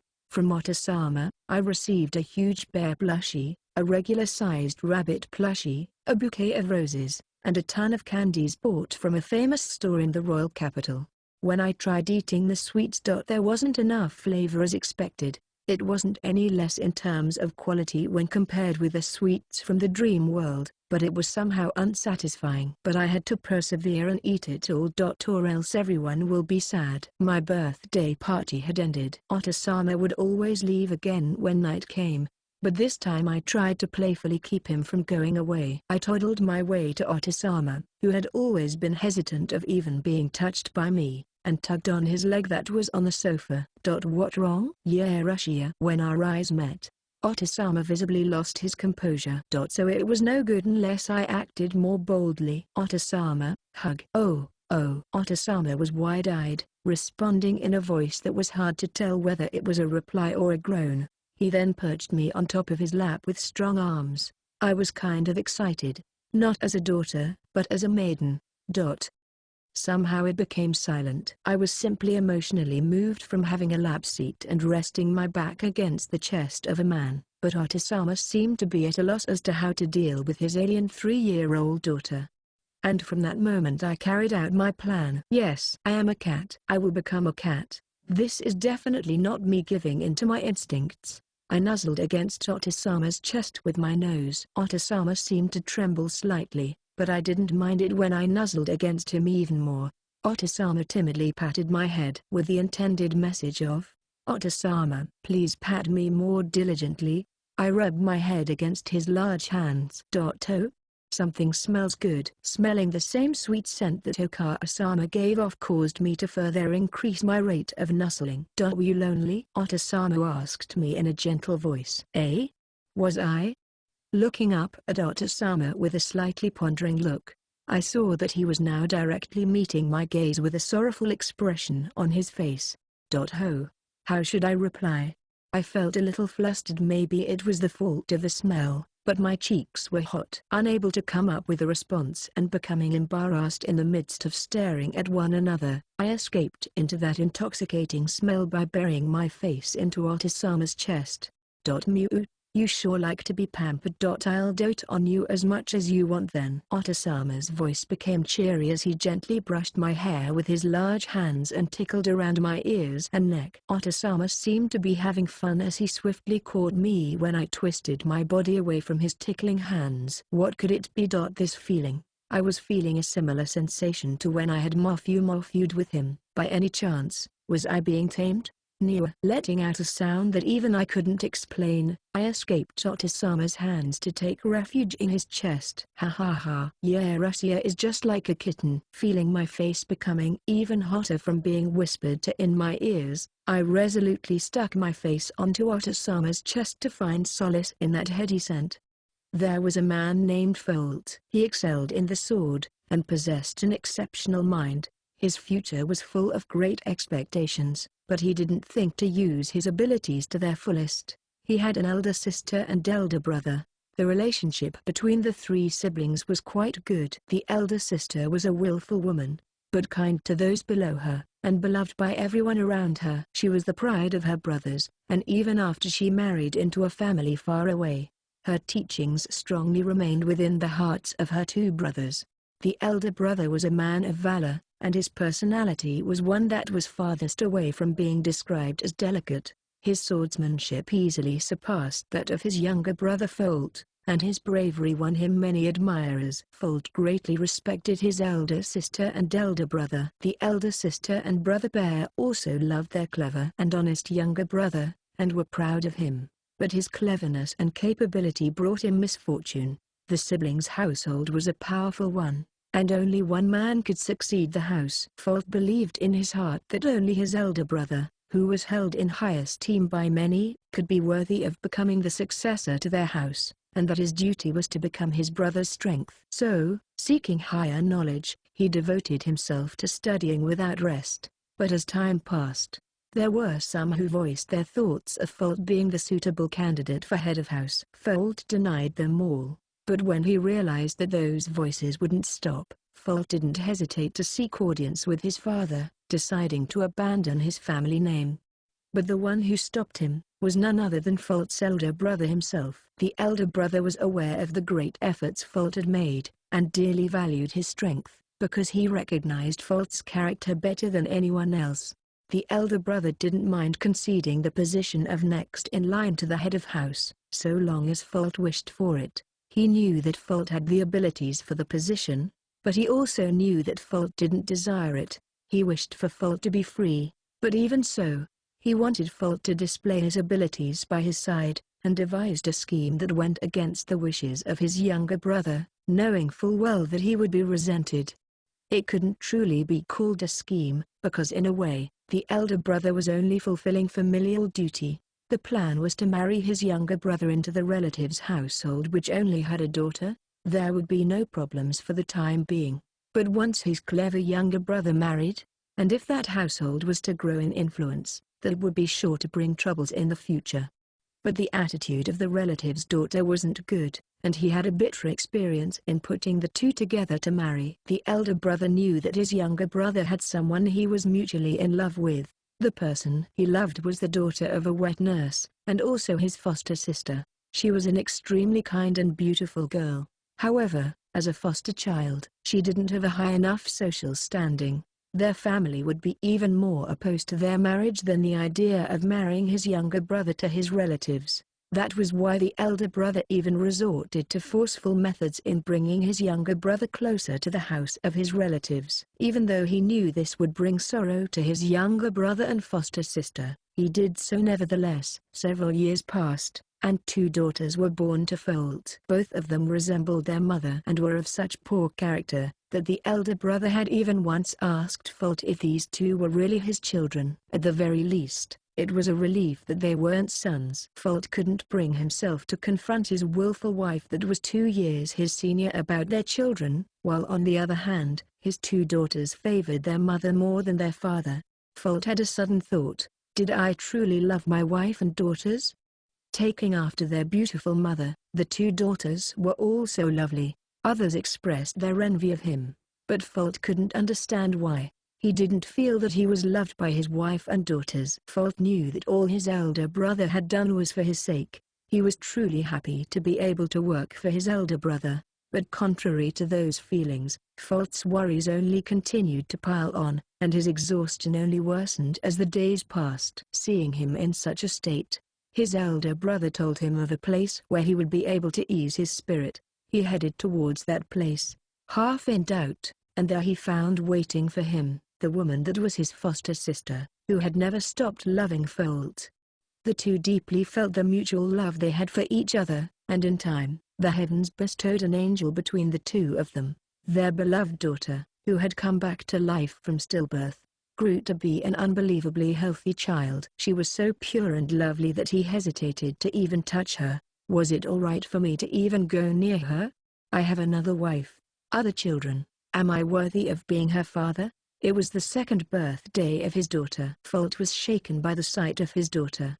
His daughter was still only an adorable child just a year ago. Yet at the tender age of 2 she had become almost frightfully lovely. Was she really human? Was she really no angel? Startled by his own thoughts, Folt was more hesitant than ever in making contact with his daughter. But even so, when he closed his eyes, the figures of the woman and daughter he loved would come to mind. When he thought to himself, what if this fear of mine caused my daughter to look at me with the cold eyes of my other wife and children? He was overcome with anxiety that threatened to burst his chest. On the day of his daughter's 3rd birthday, once again, he was harboring doubts and fears in his heart. When his daughter called out to Folt, called him father, he had considered the possibility of being forgotten. It couldn't have been helped. Nevertheless, the time they spent apart was too long, and he didn't know how to face his daughter. But all of a sudden, his daughter made the first move of demanding a hug, and that sight of her caused Folt to realize just how foolish he had been. His daughter had been lonely. The moment he realized that she had been feeling sad for not being able to see him, all the love he had been repressing in his heart spilled out for his beloved daughter. Why did I keep my distance from her? Just because her beauty was disconnected from the norm, just because I didn't deserve to love her. How could I have caused my innocent and precious daughter to be lonely? I'll love the both of them with my life. Even if the world was to become my enemy, I'll never marry away my daughter. There was a young maiden named Serena. She had turned 20 years old this year, and felt a little embarrassed of being called a young maiden. But because of her baby face, every elderly folk that knew her called her a maiden, and she had given up on correcting them. She worked as a receptionist at the main campus of the Magic Academy within the royal capital. She was a magician that had graduated from the Magic Academy a few years back. Her specialty was summoning magic, and the demon summoning incident had occurred at the time of her graduation. As a result, she had some difficulties in finding employment due to the bad reputation of summoners. Moreover, Serena was of commoner origins without any connections.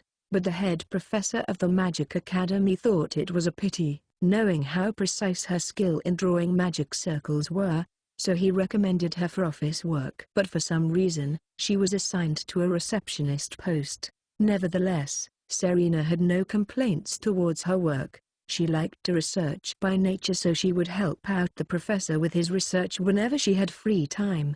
And she was also quite the expert receptionist, making her popular with visitors. Even her personality was good, and there were rumors of secret marriage proposals going around. But regardless of the talks of marriage, she wanted to continue working for a while longer. Serena was fond of children, and held much goodwill toward the children that attended the Magic Academy. She was extremely happy in being able to see adorable babies once every month when they carried out magical power examinations. Cuteness was justice and power. That was a phrase she had heard by coincidence, when during one of her experiments, those words had echoed out from a magic circle. Serena understood those words with her soul, in spite of the language being foreign to her, and she accepted those words as the word of God. Although that was a trivial story. One day, when Serena, due to a lack of manpower, had to head to a branch of the Magic Academy on the magic examination day to help out as a receptionist, 2 women had appeared before her. One of them was a very beautiful woman with luxuriant blonde hair, The other woman wore a maid uniform and appeared to be an attendant of the former. The maid was also good-looking, but more than that, Serena's attention was focused on the child being held by the maid. The little girl was wearing a dress that appeared to be meant for dolls, perhaps designed by an enthusiastic noble as a hobby. She observed the girl from the side, looking at that golden hair that was much too pretty, and wondered if the maid was actually carrying a doll instead. Once in a while, out of those who came for the examination, there would be some parents that treated their children like pets, acting as if they were angels and dressing them up gaudily, and this made Serena's mood turn weary. But the moment that little girl turned her face towards Serena, she felt as if her heart had stopped. A doll ... That couldn't be. There was no way a doll could be this lovely. Having this girl wear normal clothing for children was equal to blasphemy against God. Within the eyes of this little girl who continued to stare at her, Serena saw God. Or so she felt. Later on she found out that the little girl was compatible with summoning and holy magic. If the girl was a noble, then one day, in several years or so, she would be entering the main school instead of the branch school. Unable to hold back her anticipation, Serena looked up the name of the little girl, and fiercely clenching her fist, she speculated to herself that entering a summoning magic-related position may allow her to be acquainted with that girl. Clack! Serena was slightly startled as she turned around toward the abrupt sound of footsteps. Lately, Serena had been spending too much time in recalling the figure of that little girl in her memory, causing her to fall behind on work, and so every few days she would work overtime to finish the piled-up workload. When she noticed, night had already fallen and the only form of illumination was the magic light on her desk while there were no other staff members around. Of course, there were a few professors staying behind, but they were all people devoted to their research and they would almost never come over to the office work area. So the most likely person remaining was the security guard. But as I was bracing myself to be scolded and told to go home, what appeared instead was a woman wearing a simple yet well-tailored deep red dress. Vice Director, Sama. Oh my, I see there was still someone remaining. The woman called the Vice Director calmly smiled at Serena. But something in her smile gave off the feeling of a bird of prey. Although she was the Vice Director, she was still relatively young. Her age was around 30. She had luxurious red hair that gave off a deep passionate impression, and her lips glimmered with a rosy red color. Her blue eyes shone with a powerful light made you want to avert your gaze.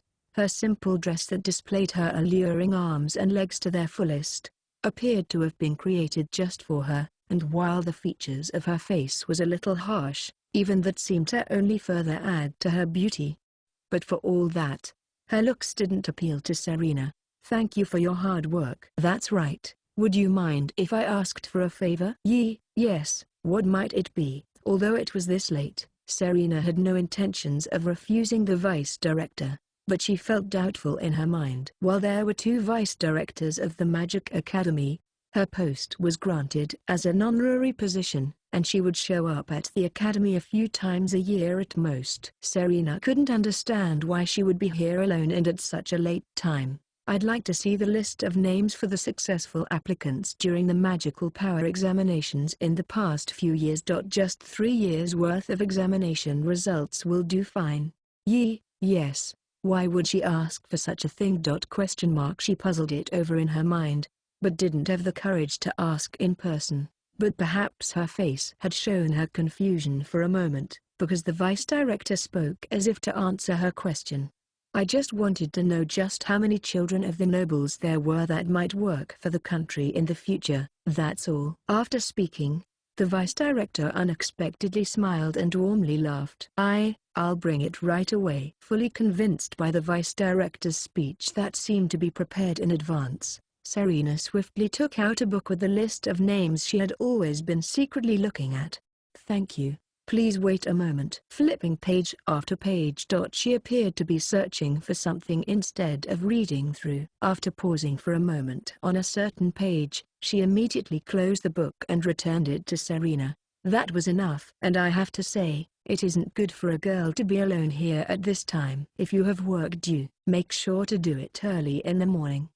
Yes. Serena reacted to her sensible warning by standing up straight and replying yes, after which the vice director walked away, disappearing along the corridor, with the magic light from the small wand she held swaying against the darkness.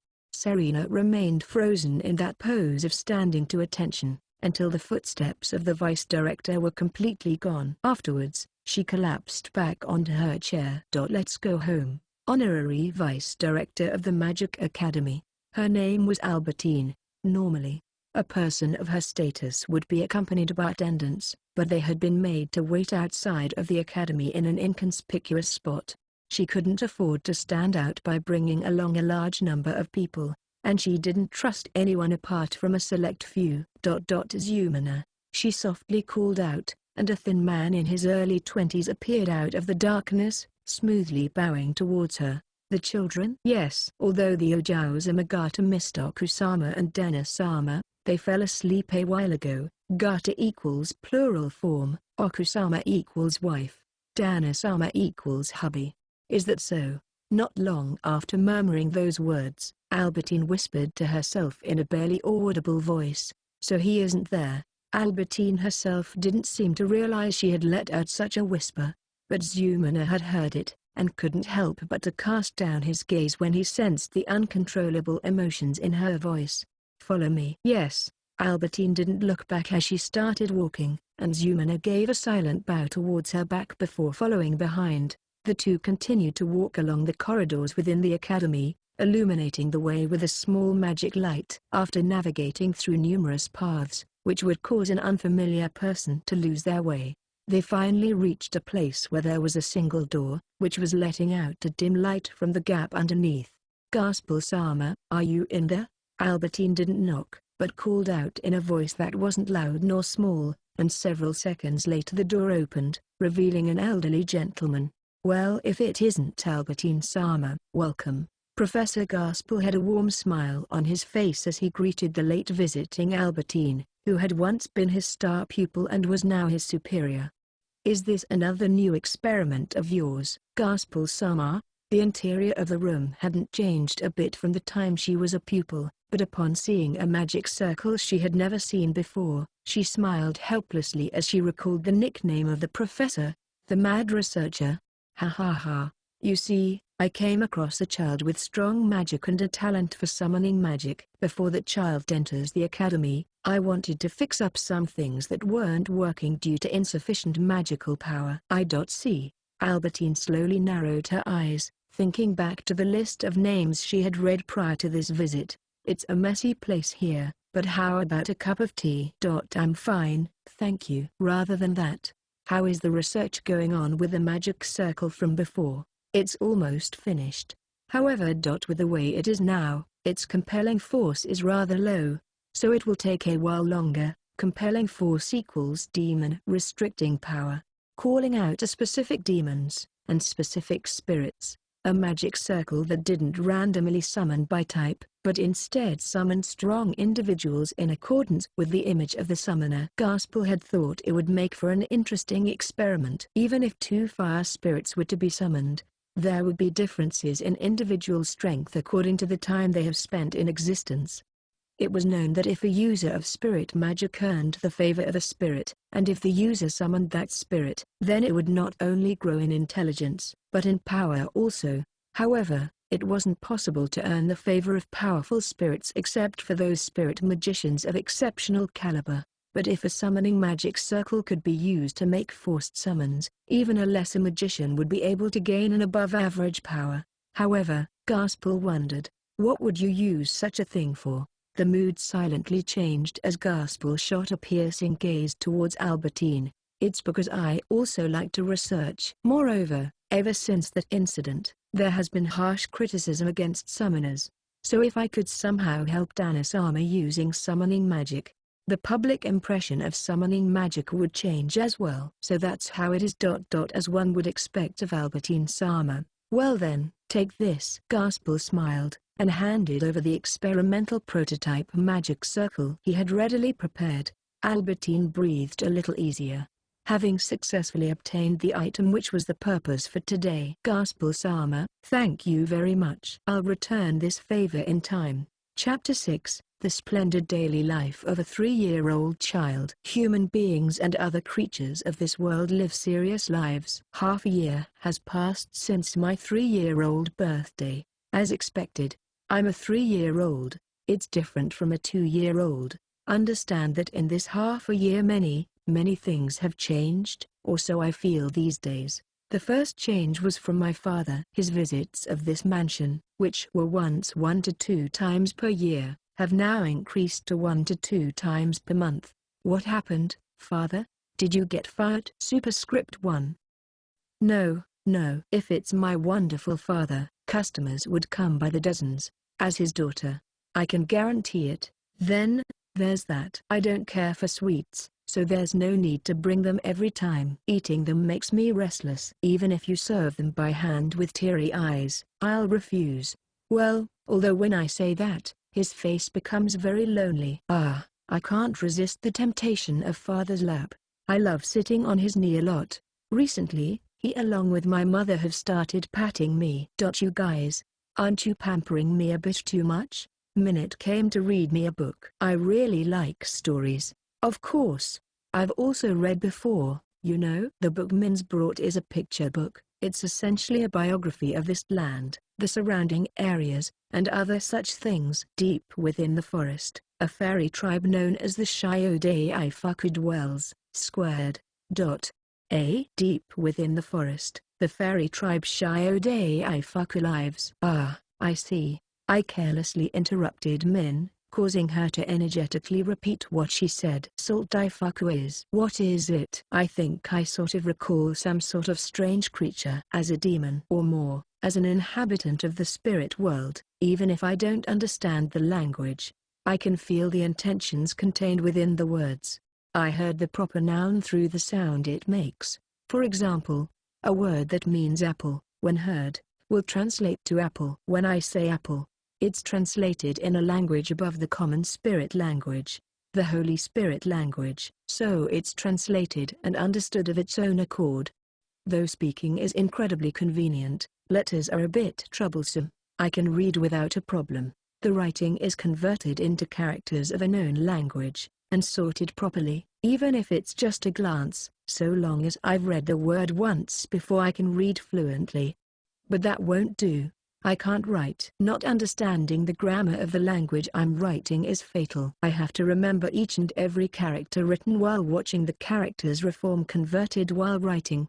It's really troublesome. And so, I've begun to think that it would be better to tone down the ability of language conversion and started studying. I lower language conversion and slowly mutter Salt Daifuku. Elf. Seriously? From the story, my knowledge of the elves wasn't changed much, but the common sense of this world is quite tricky. Incidentally, dwarves are also present. Their natural pronunciation is better than Salt Daifuku, Mochapuran, cubed. It doesn't really matter, but their height seems to be 2 meters. Both races seem to live in seclusion, so finding any in this country is quite improbable. Even so, I still wish to see them because the moment I meet them, I'll likely burst into laughter. Now, I should teach you of this country, the Holy Kingdom Teratelda. 4. The imperial capital has many surrounding cities. It seems that millions of people live there. Whether many things are shared between the cities or not, I do not know. To the west is the Toru territory. 5. Hundreds of thousands of people live there. It seems that it's common for people to live their entire lifetime without taking even one step out of the territory. Many countries are similar in that respect, however, as it can take 2 to 3 weeks to travel long distances by carriage. I'd prefer not experiencing such a thing if possible. There's a demon king in the far-off country of Yule, 2D Demon King. As expected of a fantasy. 6. Far away. It seems that a demon country exists, and there are numerous countries with demons living among them. But don't demons live in the spirit world? Although I seem to be living on ordinary land, I'm different from common humans in appearance, so this information is making me a bit restless. I need to calm down a little. In the end, my fears were dispersed upon learning that the last attack on humanity was several hundreds of years ago. Hey, Min, stroke my head. There's no guarantee that another war won't happen. Don't raise such a flag. Yaru seems quite fond of fish. Yes. As a matter of fact, I don't particularly like them. Our mansion is situated in the middle of a slightly elevated hill, and there's a brook just outside of one of the walls. Because of this, Franz the gardener usually goes fishing together with some guards. What about the work? I'm being held completely by fur when he came to see it, but how old will I need to be for her to stop carrying me around?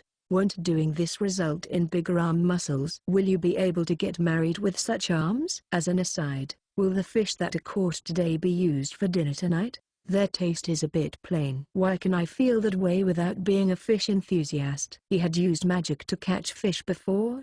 That's how. To be frank, I feel a strange temptation after pulling dying fish out of the water. It's similar to the feeling I would get by chasing mice and insects inside the spirit world. But following my instincts and attacking a fish sound with my bare hands would result in me being taken to the hospital under the suspicion that something's wrong with my head, without a doubt.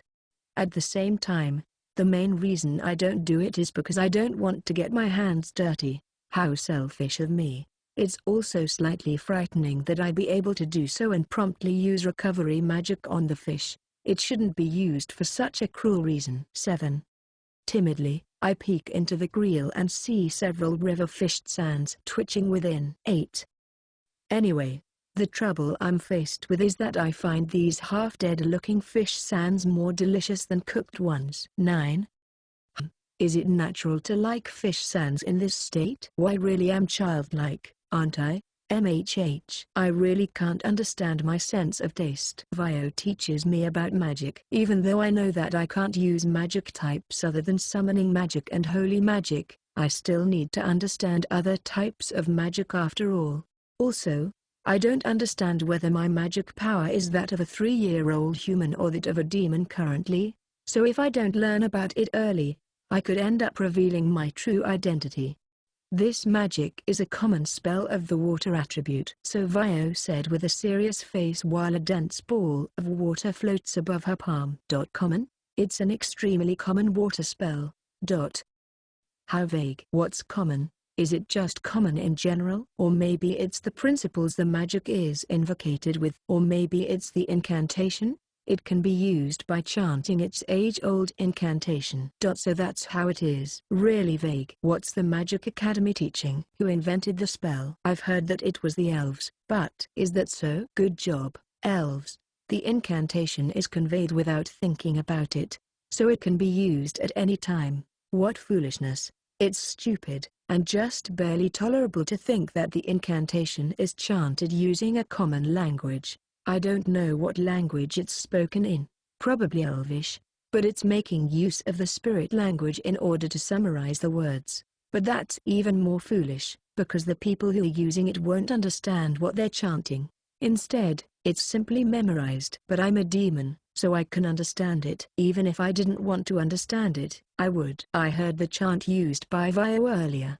This is what it sounded like. Water, which governs all of creation, kiss mine hand. It's compressed, it's commonly spread. And for some reason, it works. This common magic is really, really vague. What about spirit magic? It calls them.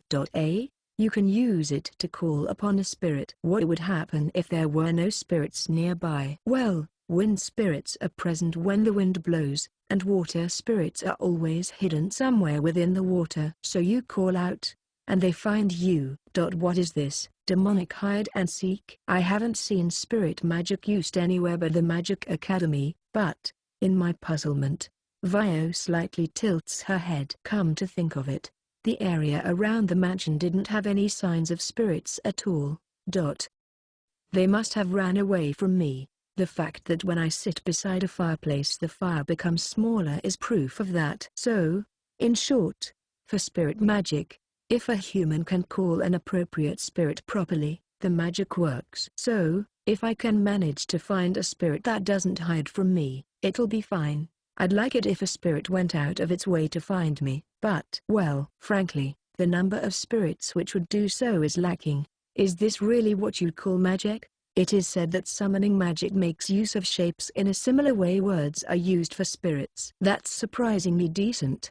And so what? Yeru Ojauzuma, ha? That's all? Well, summoning magic itself is still being researched, and it only became possible to summon spirits with it recently. What about in the past? The moment they were called, they disappeared. Superscript 10. Is this even usable? But if summoning is based off of spirit magic, wouldn't practitioners be unaccustomed to granting the summoned creature's request? Ah, I see. That's why demon summoning is mainstream, since demons can simply make a contract if there isn't a souvenir of some sort. And so, summoning animals using the same method one would use with spirits and demons would be difficult. I can understand the reasoning somehow. Their bodies would essentially be a massive magical power, and so they wouldn't be able to enter the physical realm properly. Superscript 1. My impression is that magic formations, when written neatly, are quite stable. If it was messy, then it would feel similar to being caught on a hangnail. The size of the formation itself likely changes the required amount of magical power. Because I passed through by force, I ended up in this state. Last is holy magic. I have Vio teach me a simple incantation. Though this is similar to other magic, I feel that it's a bit different. It's extremely simple. The spell that Vio used, when translated, ended up as shine, light, superscript 1 squared. Similar to a ball, a magic light was formed when I tried it. In the case of common lights made via magic, the use of fire magic for me is impossible. Oh, it's splendid. Yeru Ojauzuma. Thank you. So long my eyes became accustomed to the area, wouldn't this spell not be needed? Superscript 1 cubed.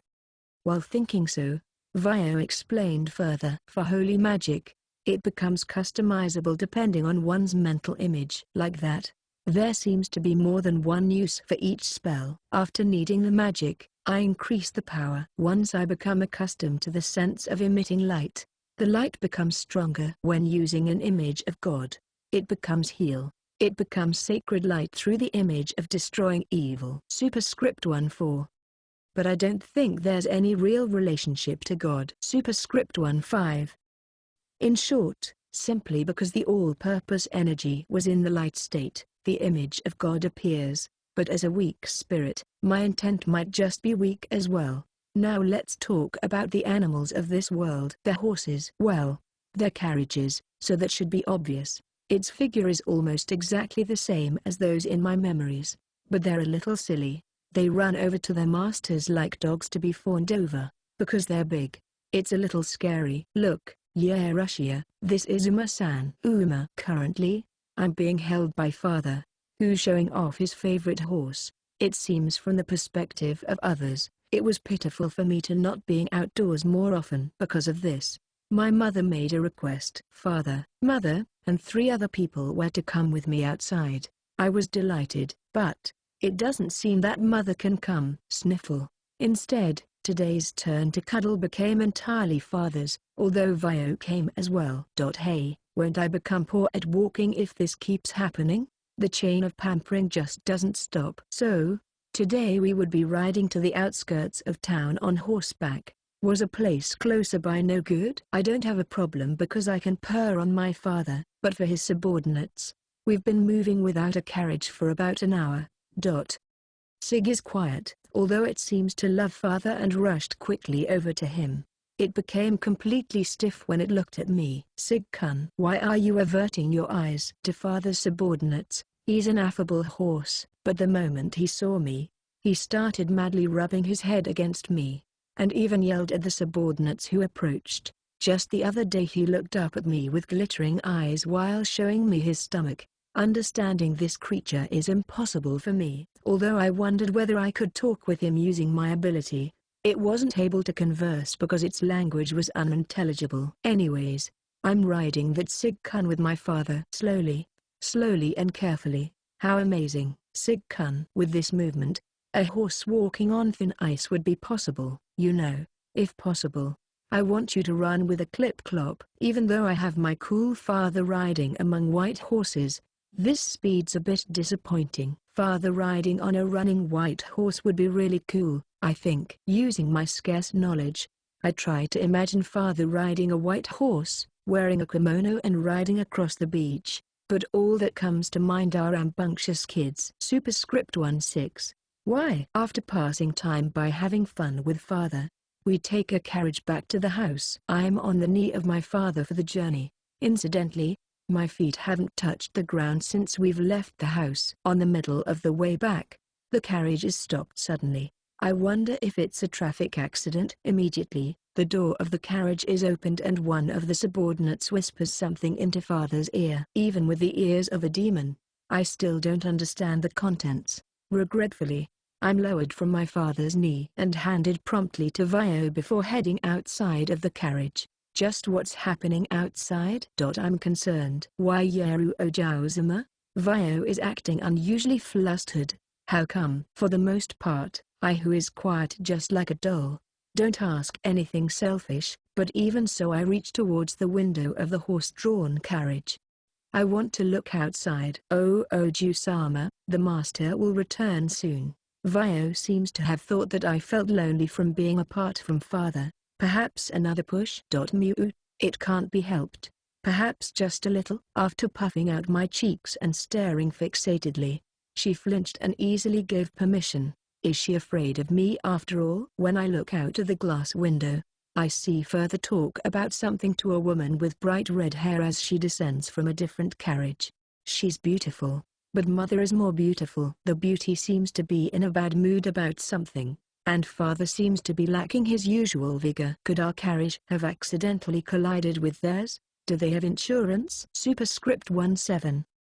But that person, they seem to be acting quite bossy towards father. While I stared with a slightly displeased feeling, the beauty suddenly looks my way, and the moment our eyes met her eyes visibly widened. It seems I surprised her. There were a complex variety of emotions that I felt when our eyes were intertwined, and after saying something to father she returned to her carriage immediately.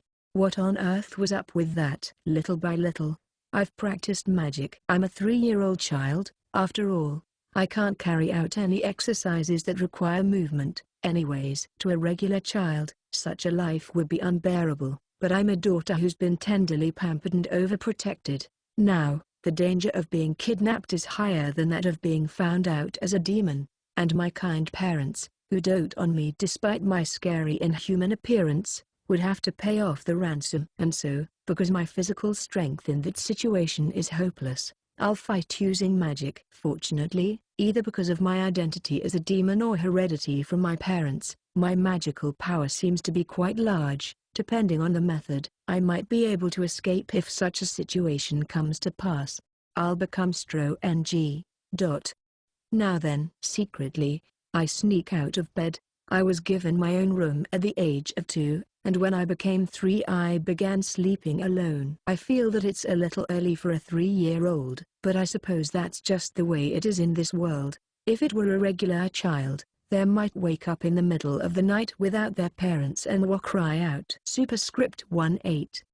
But I don't cry. I don't cry in the middle of the night and rush over to mother's room. Even if there's signs of mother and other maids hanging around in front of the room at midnight, I don't pay it any heed. Weren't you the guys who told me to go bed alone? Back to the original topic. I woke up in the middle of the night and quietly walked out of my room. The goal is, of course, to practice magic. It seems that there are many children that can learn holy magic, but it's difficult for a child, as I can practice and still do badly. They seem to escape using it through other, easier magics. Many children who do so then lose the ability to use holy magic. My hypothesis is that the source of holy magic is an apparition of light, and it doesn't wish to lend its power to children who hate it. But really, what did it expect? Since it doesn't fear a demon like me, it must be a pretty laid-back spirit, but that's only a hypothesis. In any case, my parents would become uneasy about me losing my affinity to holy magic and being skilled in only summoning magic, which most have a bad impression of.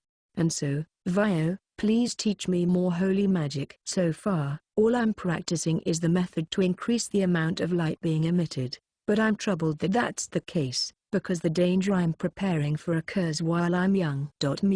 I feel a slight sign of Vio and make a small groan. I suppose Vio's on duty today? Whenever I get up to use the restroom, someone comes immediately, but only my body is that of a child. On the inside I'm a demon. I could easily disappear into the darkness to deceive everyone's eyes. Yaru-sama, are you going to use the washroom? Yes. Right. I knew this would happen from the start. I, who failed to escape, gave up on my secret training and simply did image training in bed. Huh? Isn't this also practicing? For practicing summoning magic, it's more studying than practicing. I simply copy down the simplest summoning magic formation written on the spellbook for 3-year-olds. The writing tool, a crayon, as one would expect from Yaru Ojazama. You're quite skilled. Is that so? If it was written so well, would it really necessary to quickly substitute the paper before magic power is distributed? Actually, in the first place, why do I have to use crayons? They're thicker than my fingers. So how would I even be able to write delicate formations? Because they're sharp. Feather pens are no good. It seems sharp, but it's not as sharp as a fork, you know? Is that it? Is that the reason why I'm not allowed to eat with anything other than spoons? While being dazed at my sudden realization, Vio takes my hand and creates 2 beautiful circles.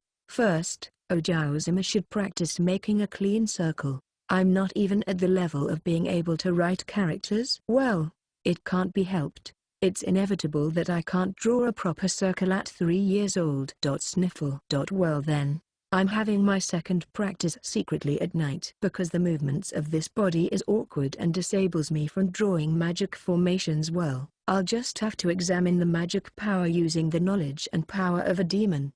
I remember the shape of a magic formation in my head, and create it using magic power. This practice was partially influenced by the knowledge of what I saw in the world I saw within a dream. Within the dream I remember reading a book about a witch who, using nothing to create the formation, but about to defeated her enemies. All right, I can do this. It doesn't turn out very well. The formation is warped for some reason when I make it. When I try to repair it, it grows, and all the characters disappear. Inside of the circle, a figure of Fish-san appeared, which took my attention away from the circle. 2. Should I make it big? On a whim, I opened the window quietly. Even when the cool wind flows into the room, there's no sign that any maids will come rushing in. Mew-mun. I fire myself up and draw a magic formation outside of the window. Its color is as dim as possible, and I create it large as to allow it to become warped to some extent. I think it was correct choice to create it outside,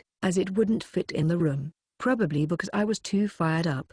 The summoning formation spreads as far as the sky over the city, but it's impossible to see under the cover of the night sky. The formation won't activate so long as I don't input any magic power, but I can manipulate it without a problem because it's created entirely out of magic. I wonder what this would summon? If I'm not mistaken, an insect was summoned with this formation originally. At that time, I noticed small black things had begun to spring out from the summoning formation, and began to fall onto the corner of the city. As for the identity of the creatures, after seeing their glossy black, rustling appearances, I close the window and sneak into bed while covering my head with a blanket. Yes, I didn't see anything. I know nothing. On a certain night, large quantities of unidentified shining black insects appeared, plunging local residents into confusion. The extermination wasn't solely done by the residents. Soldiers, militia, and even lecturers from the Institute of Magic worked together to carefully search and eradicate the creatures. 1 week later, the extermination finally concluded. An individual from the Institute of Magic wanted to keep one of the apparitions for research, but it was demanded that the supposed spirits would be completely eradicated, so not even one egg remained in the end. Some of the lower-grade fire spirit specialists were called for the extermination, and as if they were threatened by someone, superscript 19, they worked desperately despite seeming frightened. And, watching over the situation from behind a window, a little girl mutters with a slightly pensive expression. I'm sorry, seriously, from a distance. Chapter 7, Making Friends. Several months have passed since that disgusting unidentified insect case, and I'll become 4 years old in 2 to 3 months. During the time of the incident, I was kind of depressed, because I had made so many people worried, but now I'm fine. My body and heart have become considerably grown up. For now, The use of summoning magic is sealed. I'll study solely magic formations. Also because of the incident, Father became very busy and didn't visit for about 2 months. When Father suddenly returned, just as I was about to sate my cat-like desires, he abruptly invited me to a tea party. A tea party? Why? Up until now I've only conversed with about 10 people. I'm a purebred shut-in. There are many children around the same age as Russia who'll be going to the tea party. In other words, because the fact that I've only ever met adults is worrying. This would be the perfect opportunity to introduce some friend candidates. But how exactly do I play with children? If only for the sake of keeping Father from losing face, I decided to attend. For that reason, I'm now being jolted around in a carriage. Of course, my seat is on the knee of my father. Father, please do your best. I'll probably continue sitting on your knee until I'm about 15 years old. After all. Oh, aside from that half-serious joke, the tea party will be taking place in the imperial capital 3 days from now. It'll take 2 days for us to arrive by carriage. Why is the schedule so clogged up? What would have happened if I didn't get on the carriage immediately? Mother isn't coming either. Even though I wanted to see the capital together as a family, for the time being Vio and Fur have arrived instead.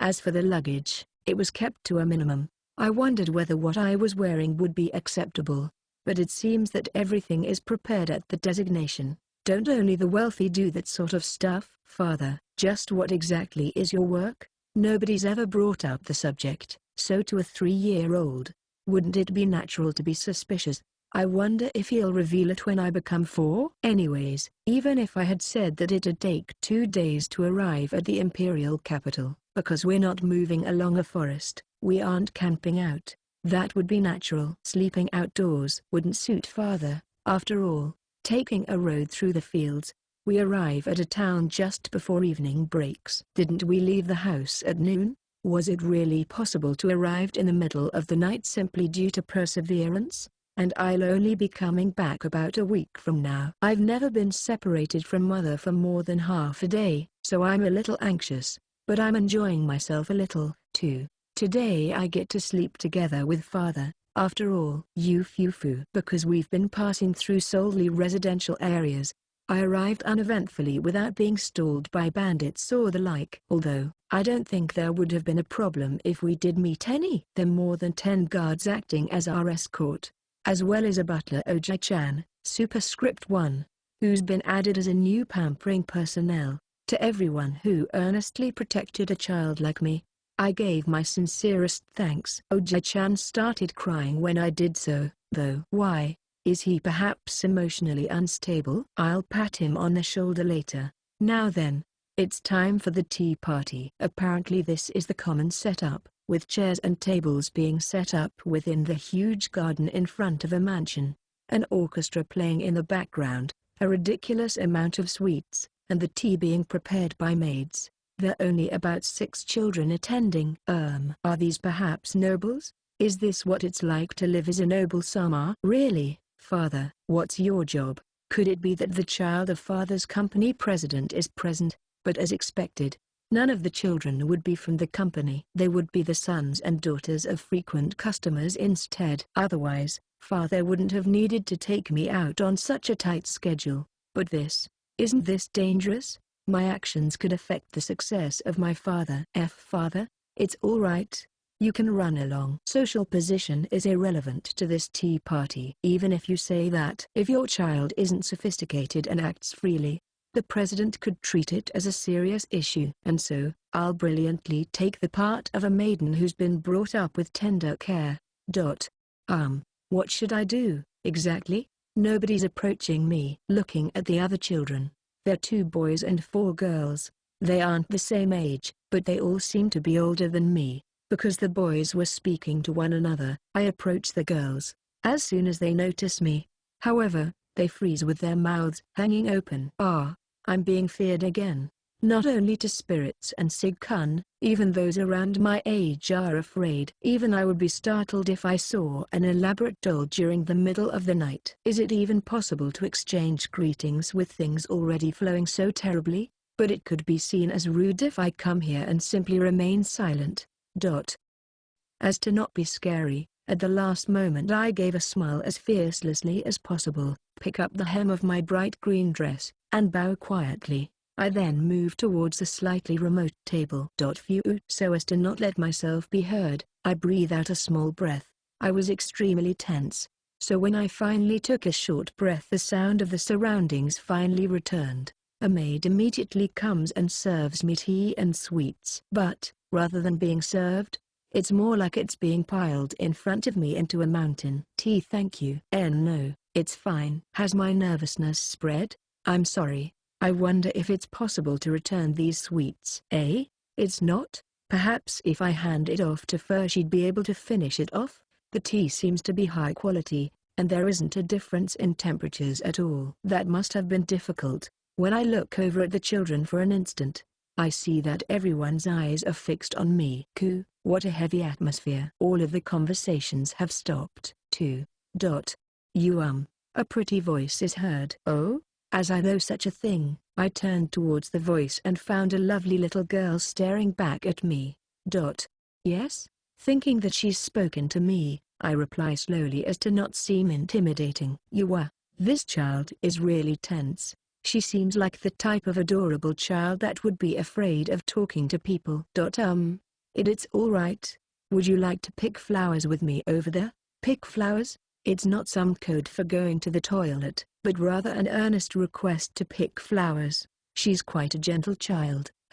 I was unable to remain indifferent to her invitation, and responded, yes, let's go. All right. The child, which was relieved by my reply, laughed. Cute with soft, fluffy blonde hair like mother's, she has blue eyes like a doll, but in a different sense than my own. When I tumbled slightly from getting off the chair, she panicked and quickly supported me. Thank you. Shaking her head with a bun. The girl starts walking while holding my hand. She seems like an older sister who's taking care of a small child. Cute. Actually, I wonder whether she noticed that I was feeble, but even if that's the case, you don't have to hug my arm. I beg of you. I'm she. My name is Shelly. May I ask for your name as well?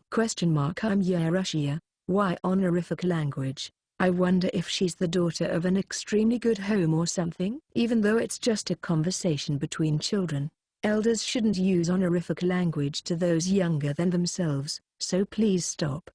Incidentally, in a noble's way of thinking, shouldn't I present my family name? Even if I think deeply, I can't remember my full name, though. Well, I suppose it wouldn't really be needed in a tea party without status restrictions, huh? The flower garden was quite close to the table. It's rare for a flower garden to be covered with weeds like the alpine flowers, but as for me, I prefer these. They're also roses, but they're being firmly guarded by the maids. Russia Sama, let's make a Corolla. Russia is fine, you know. Shelly Sama, I understand. Russia Sama, then please just call me Shelly as well. This child didn't understand at all. Anything I say will be futile in this situation.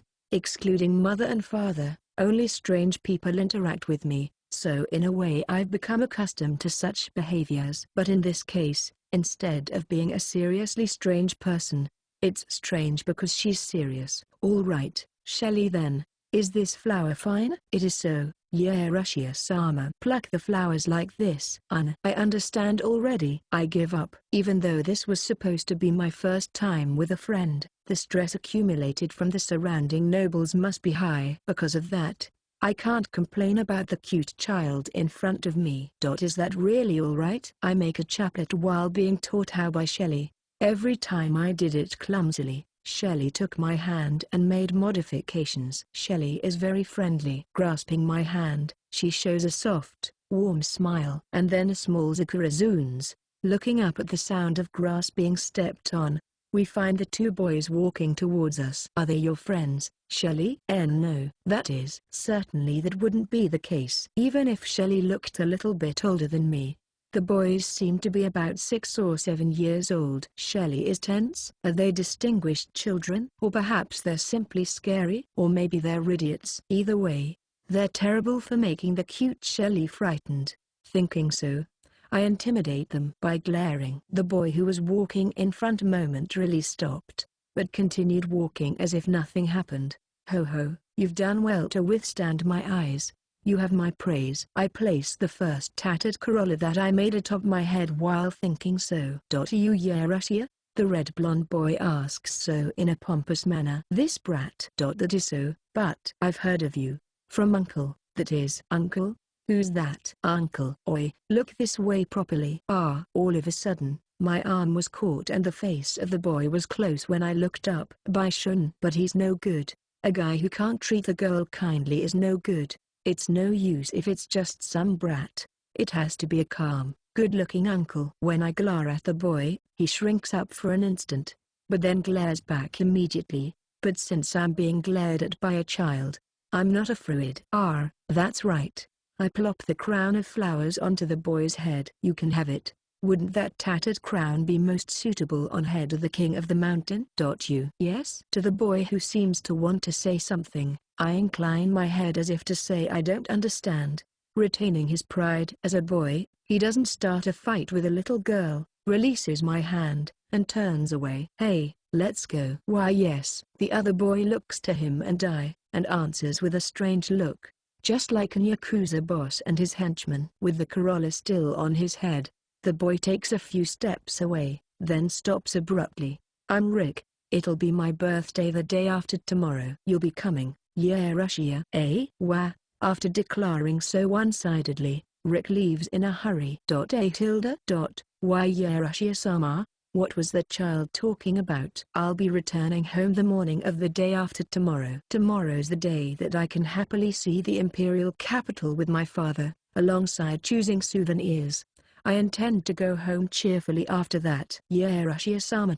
So, a birthday, the day after the tomorrow? Impossible. There's no way I'd be able to delay my reunion with my mother for even a day longer than scheduled. In the first place, who was that child, to act with such authority? Yeah Russia-sama. Eh? Oh, I'm sorry. No, it is all right. But are you all right? Thank you. Shelley is quite gentle. Thank you very much. This child is really healing.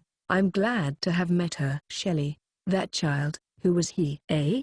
Well, that is. Do you know? Or she's entered the state of fumbling for the right word, so he must be the child of a family with a scary occupation. But why would such a child know my name?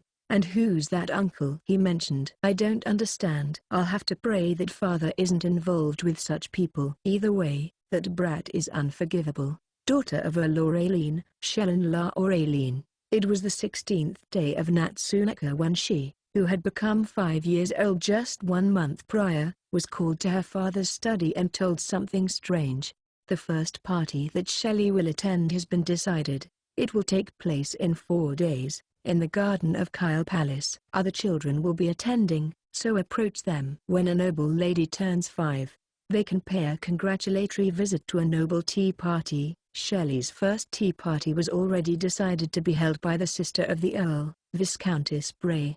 Shelley understood that as a young girl, she couldn't refuse the invitation, but it was quite sudden given the fact it was to take place in only 4 days. Perhaps only 1 or 2 people, that would be the number of participants given priority. Most likely, anyone else would only be arranged in case of a numerical crisis. Her mother would have to hurriedly order a new dress, but Shelley was anxious to voice that fact to her father. Sorry, Shelley, it isn't a tea party to be fearful of, only children will be attending, and social positions along with family names don't matter. You should enjoy yourself. There will be no relationship to status. In other words, someone who's attending wishes to hide their position. And, since only children will be attending, Shelley, who had just become 5, would likely be the youngest. She knew nothing of who was participating, and had no idea what to talk about either. The Earl, which had already arrived to the above conclusions, matches his eyes with his daughter and speaks with a wry smile. To tell you the truth, this was requested by a friend of mine. His daughter will also be asked to participate without much notice. The child hasn't gone outside too much due to poor health, and is younger than Shelley. Not even 4 years old yet, such a girl will be participating. For the sake of comfort and protection, Shelley was asked to participate. On the day of the tea party, Shelley met an angel, An angel with sparkling golden hair and beauty that makes one think that they aren't human. She had an appearance that would cause one to avert their eyes and lose their breath, and elegantly bowed to others before reaching a table which no one was sitting at. When she let out a small breath, everyone around was finally capable of breathing in once again. As they remembered their work, the maids began to move about in a hurry. The other young ladies sighed towards her figure, which was akin to an angel, but Shelley noticed her distressed, or perhaps lonely, appearance as she stared at the sweets in front of her without raising her hand. Perhaps she was the daughter of father's friend. Who was it that determined Shelley fit to defend such a child? When she spoke, she seemed wise enough to make one think that she wasn't young at all. And even she had the cold impression of a doll. She was a good child who properly thanked her waitress.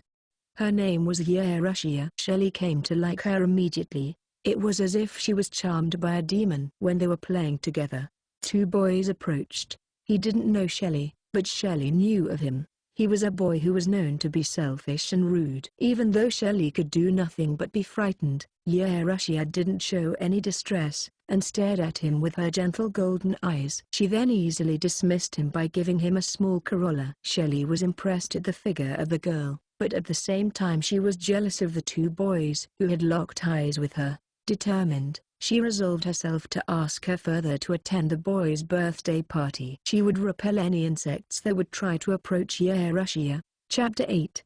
I was captured. After the tea party, I'm talking about today's events while sitting on father's knee. We're currently on a carriage heading towards one of father's private residences. Rick. Do you know that child? Yes. He's the son of one of my acquaintances. Mew. Is your work related to children, father? But then why was I sent away clumsily in the past? Was he perhaps being bullied by the children with jeers of "Phew, ha ha, what a bumpkin," and the like? Superscript 1. Isn't going no good? I wonder. No good. If father says to go, even if I hate it, I can't bring myself to say no. His reaction, however, is one that makes me feel as though he's troubled about my opinion. If Yerushia doesn't want to go, then I'll go. Even though I, with great pains, made up my mind. Why is father so surprised? Does Yerushia like Rick? Why? The flow of the conversation has become strange. Is that so? Rick has. Father? Why is there an evil smile plastered on your mouth? Vio 2? Why is father's hand on his sword? I don't understand the situation, but are you planning on using it against someone? Please don't. Although, coming from a demon, telling him not to cut someone down isn't very convincing. Rather than father, I'll do it myself if it means keeping the blood off his hands. I would. I'd even lift the ban on the certain death G rank summoning. Well, setting that aside, father's mood has become quite bad. But I still have a card up my sleeve. Throughout all of history, fathers have always been weak to flattery from their young daughters. I wish to marry father, though. Is that so? So easily. I'll become uneasy if your mood can be reversed so easily, father. When it's time for me to be married, things might get a bit difficult. Your appearance alone scared me. After all, he's not returning home. While looking outside her mansion's window towards the dark sky, Albertine let out a small voice only audible to herself. She took care in confirming, as if to let the truth sink in. About a year ago, the times her husband hadn't returned home increased. The official story was that he was out inspecting their territory, but in reality her husband was a key figure in the country, and spent most of his time in the imperial capital.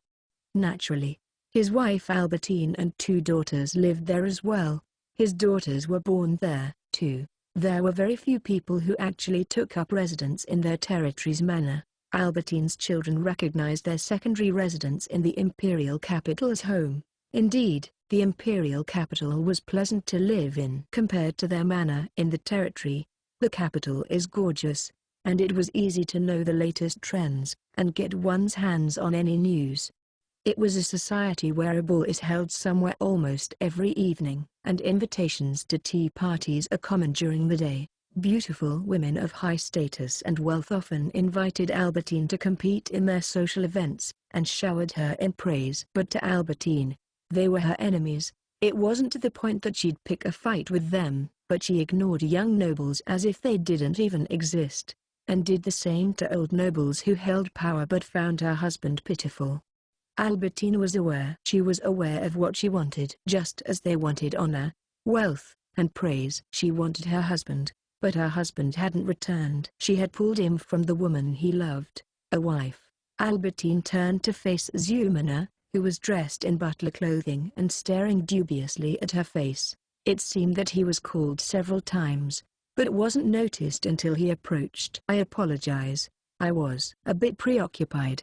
Are you tired? Shall I bring you a warm drink?" Then perhaps she was about to say wine, but she reconsidered. There was no ball being held that night, so it would be best to refrain. "Then, may I have some tea?" "Certainly." Zumina began to roast her favorite rose tea from the wagon that was already prepared.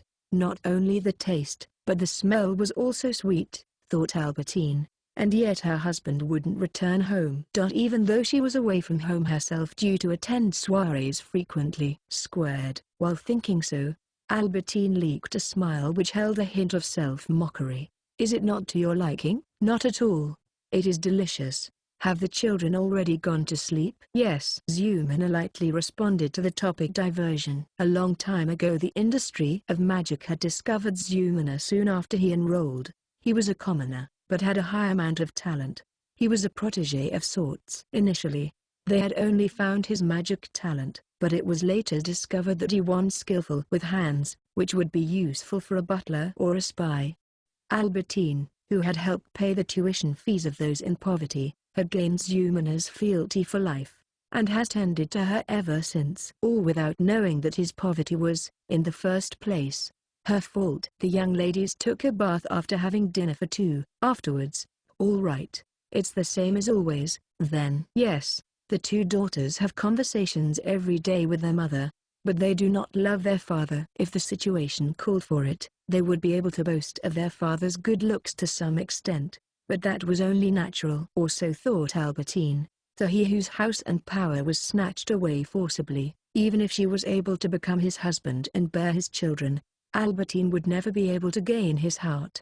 He would still be affectionate to his daughters, and he would try his best to love his wife, but his attitude made it seem as though he was always a step away. Irritated with the cold attitude of her husband, Albertine would sometimes shower him with cruel words, to which he would always reply with a lonesome smile, and nothing else. Naturally, it must have been hard for the children who grew up watching such parents.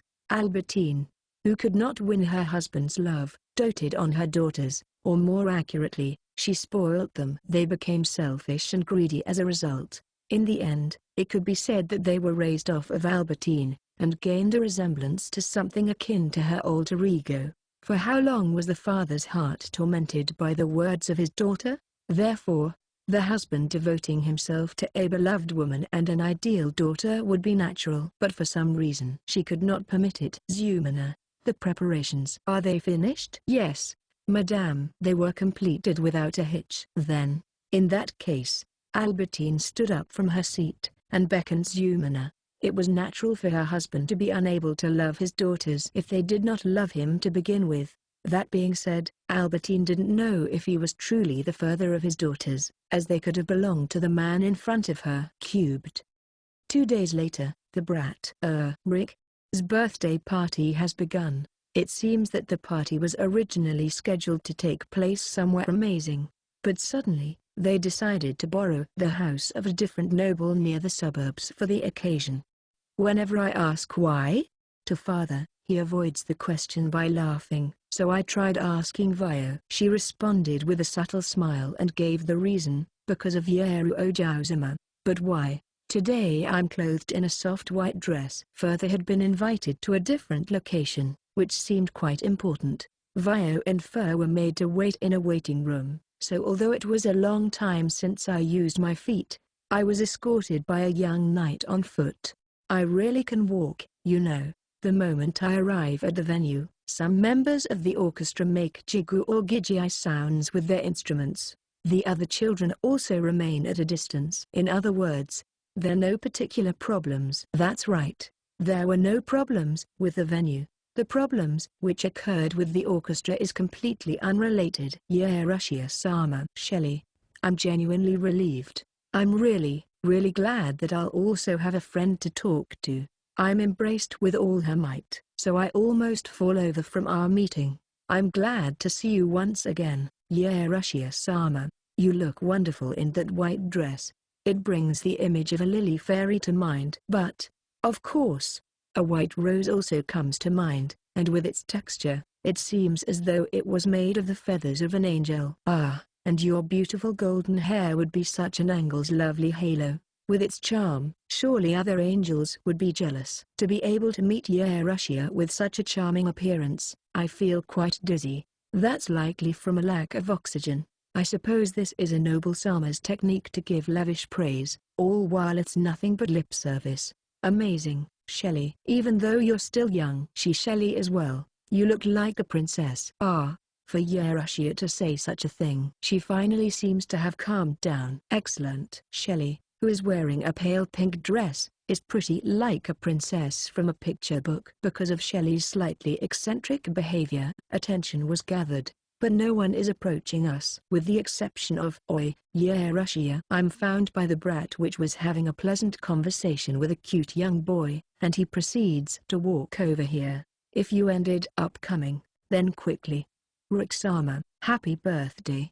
Thank you for your invitation. MMHM. I interrupt his words and bow as beautifully as possible before he ends up picking a fight. Because of the knowledge I gained from the dream, I can do at least this much. I said what I did because complaints should be barred after doing so. Also, this is Rick-sama. I am currently talking to Yeah Russia-sama. Come, Yeah Russia-sama. There's some fruit juice over there if you'd like. Oi, what did you say? You're Shellin, right? Don't just selfishly lead Yeah Russia around. With my hands being grasped by two sides, a quarrel began right in front of me. Or, would this really be a quarrel? Their voices aren't loud yet, and their words aren't thorny by any means. Shelly may have thought that I was frightened, or perhaps she simply hates Rick. Ah, I want to go home already, but I can't. Both of my hands are getting a little sore. I should have these two let go pretty soon. Perhaps I should complain about the pain, but if I do that, would Shelly worry about it? An argument no good? I'll appeal to the consciences of these children. I'll give off the feeling of older brother, older sister. Why are you fighting? Rather than a more adult type persuasion. Mew. That is. While the two hesitate for what to say, their grip loosens slightly, but they don't let go. Shelly seems to be holding my hand because she's working hard as the older sister of a smaller child. But why isn't Rick letting go? Perhaps he just doesn't want to lose? That aside, the gazes are kind of painful. I, who is put between the guest of honor and a pretty girl, can feel all of the eyes in the surroundings concentrating on me. My Rick, Shelly, this is no good, right? Be gentle to the child. From behind, I'm picked up suddenly and held by a beautiful woman with red hair. Although she brings to mind the person who I saw in the carriage, she was someone else. If that person's hair resembled the color of a red rose, then this person's would be described as a glaring orange fire. She gives off a different impression as well. Much like a fire, she's warm. 4. Mother? This is Rick's mother, then? How was Rick born from such a nice person? It's a mystery. Oh, outer. 5. Yes, there. Rick's mother closes the lips of a surprised Shelly. Then, she looks down at me with a splendid smile. Ah, we meet at last. Yeah Russia. Ria's child, right? Do you know Mother? I do. I'm Ali, one of Ria's friends. Mother, you have a friend? I'm released by Rick and Shelly, and then captured by Ali while having such a cruel thought. Captured? That's right. I was definitely caught. You tilde N, as expected. Girls are great tilde. My cuddling personnel increased by one person. Ali had walked over to a large sofa, and sat me down on her knee. She then proceeded to stroke and fiddle with Shelly's hair with one hand, as she had sat beside us. What kind of nightclub is this? On the opposite side, Rick sits down with an dissatisfied fun. Ali-sama. Girls are good and all, but your son is sitting right next to you, you know? Rick is cute now, But in 10 years he'll become a rough man similar to his father. There's no mercy for her 7-year-old son. That's fine, because resembling father means becoming powerful. Oh, Rick-chan, 6, you're unexpectedly resilient. Rick will become strong, huh? Hey, yeah Russia. Do you like strong boys? Not just my voice, Rick and Shelly leak out sounds as well. I don't understand the reason for the question very well. Could there be some hidden meaning in Ali Sama's words as expected? It's definitely like that, right? Then, if I answer incorrectly here, this situation will become entirely different, won't it? I don't know. I see. You don't know yet, huh? Perhaps we should talk about it again with Ria when you become 4. Please don't. Wouldn't that just be a little over 2 months? Let's change the topic. I'll think about it later. But isn't that a question for a woman, rather than a child? It is. But just like boys, it's best to have a preference for who you'd like to be your husband. Only an unskillful noble would go on without an heir. Because I'm a child. Illy talks slowly to make it easier to understand. So, yeah Russia, Shelly. Be sure to consult someone about it, alright? Your mother's, for example. Yes. So I should ask for support. I don't think too deeply about the meanings of her words. That's right, yeah Russia. What does Ria call you? Yaru. No, wait a second. Isn't this the perfect chance to change my mascot-like nickname that I've been worried about for some time now? Before, I was a baby, so I couldn't decide for myself. But now I can. So, because my name is Yeah Russia, something like Russia or Shia would be fine. Rushi. Yaru, you say. Is it alright if I call you Yaru as well, then? Yes. My correction was too slow. A suitable place for the birthday of a certain son. Viscount Perron, who was said to have established relationships with high-ranking nobles and was such a noble himself, was approached with such a request. The villa that Viscount Perron prepared was a personal reward given by the first in line to be king. While it was a bit much as a gift, it was a great honor nonetheless. It was near the capital, but it wasn't close to the imperial castle.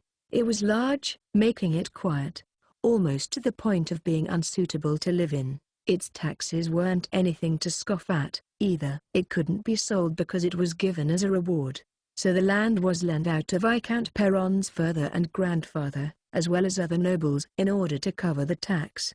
However, talk between nobles are carried through stewards every day, and they had begun doubting the appreciation of the Viscount's gift, and pondered over how he was using all the money he was gaining through it. And so, when there was a sudden modification in the venue the party would be held at, this villa was decided. The day before the party many cooks and maids arrived, alongside a large quantity of supplies. Escorting them were not only knights and guards, even people with the gowns of wizards were present, making one wonder if the son of a noble wielding considerable power was to arrive. And on the day of the party, I'm hungry. Such a voice leaks out of a young soldier. But his co-workers don't blame him. The stuff those young kids are eating looks quite delicious. The soldiers, who had been scraped up and positioned without much warning, had only eaten a quick breakfast and weren't permitted to rest until the party concluded. The soldiers could only afford to make bitter smiles as they listened to the wretched music at a distance. In the case of soldiers being stationed to guard such a large party, they're treated to any leftover ingredients and dishes once the party ends. In the case of a party held for a child, high-quality sweets are often plentiful by the end, as the children can't eat much. Are the maids aiming for the sweets? That's right. Because a big shot's involved this time. The guys at the back gate said that an outrageous amount of cake has been prepared. It was only a rumor, but the party was supposedly supposed to take place at night originally, so it would seem that the casual children's party was the only thing planned in a hurry. 7. Oi, you guys, pay proper attention. Alright. The soldiers hurriedly straightened their posture after hearing a sudden voice. The owner of the voice was a young knight with strange black hair. Because the guards were gathered in such a hurry, they were relocated from various places. As a result, most don't recognize each other's faces. The knight gives a wry smile to the soldiers before taking out a small amount of meat and wine from a basket he was carrying. It's only a little, but it's for the sake of the celebration. I could only gather this much, though. This is for us? Thank you very much. The knight shows a bright smile, and lightly waves his hand to the two guards who have similar expressions. And with that, the plan had begun quietly. The black-haired knight walks down an empty corridor. Behind him, "What are you doing here?" a middle-aged knight calls out while on patrol with two subordinate knights. Slowly, the knight with the black hair turns to them. "Just patrolling the area. You were? Excuse my impoliteness, but I'd like to know your full name." "I am." The black-haired knight pulls out his sword and beheads the middle-aged knight in an instant. "My name is Zumina. Now, I must be on my way." After saying so, Zumina cuts the neck of one of the remaining knights before they could understand what happened. The movement was as casual as a handshake. "Hi." The final knight flinches and takes some distance from the knight with blood now spewing out of his neck. He then readies his sword. By the time he did so, however, Zumina had already finished his chant, and pointed the tip of his sword towards the knight. Lightning spear, Bucky. With the sound of something popping, a bolt of lightning is loosed through the knight's metal armor, turning the last knight into a corpse without a word. "Well, shall we begin?" I cover my mouth and hold down a sudden nauseous feeling. "Yeru-sama," Elise-sama calls out quietly, followed by Shelley. "What is this?" "This feeling that's swelling up from my stomach and making my body boil." "Do you feel ill?" Because even Rick looks worried, I must look quite strange. Suddenly, Elise-sama looks up and mutters, as if the words were leaking out. "The smell of blood?" "Indeed. It's the smell of blood." Agony and despair drift within the aroma of the blood, throwing my emotions into turmoil. Elena-sama. Before I knew it, Illy had whispered something into the ear of a butler. I faintly heard what she said, but I didn't hear all of it as expected. The soldiers. Poison? Barn. The door was forcefully slammed open, and a knight alongside several other men, all covering their faces, enter the room with their weapons held at the ready. Even a young lower-class noble like me could understand what was going on. The area around the mansion has already been seized. "The children will be coming with us." Such were the words of a terrorist. Yeah, this is definitely terrorism. As for their objective, it might be kidnapping for ransom from the black-haired knight. I definitely felt an intent like that. "What did you say?" Elise-sama builds up magic terribly quickly. It was the fire magic, flame orb judging by appearance, but Elise-sama wasn't able to release it using magic here. "Wouldn't that hit the children?" So said a masked knight, who held the arm of a frightened boy. In vexation, Elise stands still, but she doesn't dispel the fire magic. "The way things are going, this doesn't look good." Ellie is at a stalemate against the terrorists who are holding hostages, and Shelley, Rick, and the other children have all become rigid and blue-faced. If someone panics, it's possible that they'll be hurt by the terrorists. As an example, at worst, they could even be killed. The children's minds are at the breaking point, and the only thing keeping them from crossing over into complete panic is Ellie's presence, it seems. And so, if Ellie dispels her magic, the children will most likely breach that breaking point. The butlers and maids understand all the above, so they don't make a move. Even with just a glance, I can understand that it's only a matter of time before panic breaks loose. I could try to make a plan, but it would be ineffective because of their supposed purpose, that is, to abduct children. As a 4-year-old, it should be impossible to stop them.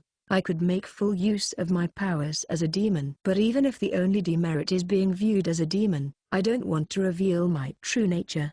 I'm sorry. So, their purpose will be accomplished. But the real questions are, how many will be taken, and who will be taken? The first to be taken will probably be Rick. He's the most important child at the party, and I can't help but think that the large number of guards were provided for him. And so, the best plan is to surrender Rick and leave. Yep, it's that simple. However, because this is such a large-scale event, after they've taken him they might just kidnap as many children as possible. The number of children rivals the number of terrorists, so taking too many hostages would interfere with the escape. However, therefore, at most, they'll take about 5 people total. It can be assumed that even if as few as 3 to 4 people are taken they will have achieved their purpose. So the problem doesn't lie with those that are taken, but rather those left behind.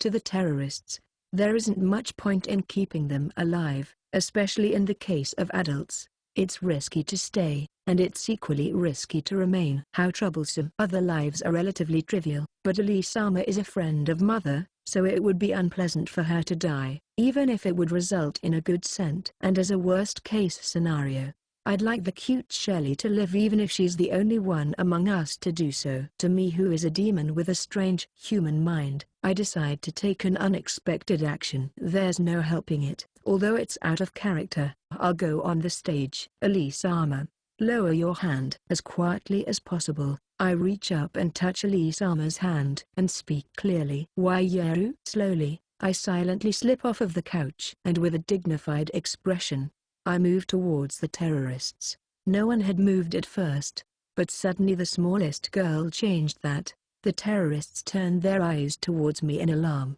Please release the people here. By turning off my emotions as much as possible and staring with calm, quiet eyes, I make maximum use of my inhuman appearance, causing those who were about to say something shrink up. Fufu. There are times when my scary appearance comes in handy after all. Still, I have to finish it quickly before they recover. To start with, this isn't some coercion ability that would force them to release everyone unconditionally. Instead, take me. I hear someone say something from behind, but it's practically inaudible, so I don't worry about it. The eyes of the terrorists swim. Only the leader can make the decision. I smile at the masked knight with black hair as gently as possible. I then start walking before their sanity returns. Don't provoke him. Slowly, if I can walk past them to the door without any of them touching me, I'll have completed more than half of my objective. If I can make it to the hallway, they'll have no choice but to capture me. Supposedly. So, my gamble is for them to grieve over the sight of my appearance. Until then, I'm unsure if it will be a success even now. If it does work, then so long as I'm the only one who's taken, I can unseal the sure death rank G avalanche. 8. Albeit reluctantly. Slowly, I walk past the side of the leader, who has a mysterious expression on his face. Just a bit more. Just a little more. Not just Yeru. Take me as well. Elisama. I'll also go with Yeru-sama. Shelley too. Emmy as well. Rig. No. You can do whatever you want. Geez. Why did it turn out like this? Chapter 9. I became a saint. In the end, 4 people were taken. We children were put into a basement of sorts, but Ali was taken elsewhere. In other words, there weren't any particular problems in the large basement. There are dozens of commoners. Well, anyways, since other children were captured, my plan was already done for. But I'm calm. My heart is already satisfied. Yeru-sama. Shelley's grasping onto my dress out of anxiety. Why are you over here? Fun. Even though he's acting tough, Rick's legs are shaking like a newborn fawn. Fufafu. Rick, why are you sticking so closely to young ladies who are only 7 and 4 years old? It's times like these that I remember that I'm a demon, the soul of a demon, and the spirit of a human. The spirit and heart are roughly the same, but there's a slight difference, because the me from that world of dreams passed on their memories. I've come to the understanding that their spiritual strength was high. Of course, thinking about it like that only makes me think that this situation is all the more frightening. Demons are to live in the spirit world. Living here, my spirit is being worn down constantly, and for my demon soul to grow properly I require the souls of others. And now, before my eyes, are a number of injured children. Not given enough food, the children don't even have the power to cry. Their eyes are vacant and without hope. Perhaps due to assault. Without treatment, these children will most likely die. In front of these children, I feel neither anger nor pity. Instead, I have a profound affection towards the children. Hey, isn't that funny? I'm not feeling compassionate, despite it sounding that way. Facing the suffering and wounded children, I find beauty and satisfaction. Just what kind of pervert? That child. Yeru-sama. My eyes are drawn to a child who lays unmoving amongst several children. That child wishes to die. Just as those words leave my mouth, my feet begin to walk, probably because I forgot to give my usual smile. The wounded children clear my path out of fear. When I approach, The children separate from the child out of fright. To the child who wishes to die I quietly approach and bend down on one knee. Is it hard to live? There are signs of breath being held all around with my words. The child looks at me, and leaks out words which becomes nothing but a hoarse hi-hi. But their vacant eyes say, I want an end to this suffering. I wish to be at peace. That's no good. Touching the child's cheek softly, I let out those cold words. At the same time, they flow into me. The child's pain and despair satisfies my heart. Human beings are such lovely creatures, such a small child, for such a small body and spirit to have such sweet nectar. Even if it's painful, you must live. That is the fate of humanity. They must live their short lives as best they can. They will suffer and grieve, but they must still live. Wishing to die so easily, as a demon I will not permit it. Light, a dazzling light is emitted with me at the center, and wraps gently around the child. My feelings become the power of the spell, and healing magic is sent out. At that time I noticed. For the first time, I realized why I could only use magic directly, and couldn't use ordinary magic. It should have been obvious. It's because the usage of magic between demons and humans is different. If I was there I would be fine. Life is a blessing to all. Now, let my curse be born. A curse walked into a blessing. May your life be filled with pain. With that, I have the feeling that my other spirit was released at last. With my spirit unleashed, the entire basement was filled with light. This is the magic of a demon, embodying the spirit of light which lacks a will and taking the form of an infinite host of angels. When the light embodying the form of feathers heals all the children, the remnants of light vanish, much like white snow melting away. I really did it. I went too far. I need to reflect on my behavior. A heavy silence descends upon the room. When I peeped to the side, I found that all of the children's eyes were excellently concentrated.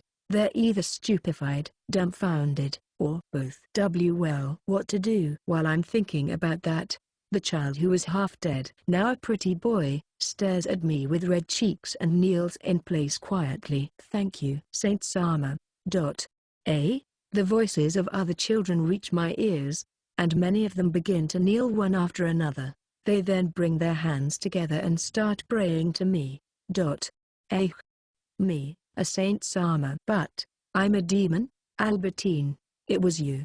A couple of walls further away, there was a large room with only unrefined pillars as its decor. This was where Eleanor found herself confronted by Albertine. That's correct, Eleanor Sama. It's been a long time. Even though it's not to the extent that it bears mention, the two had been classmates in the industry of magic, neither of which had friends. They were famous as the two beautiful flowers of the academy, so their faces and names were well known.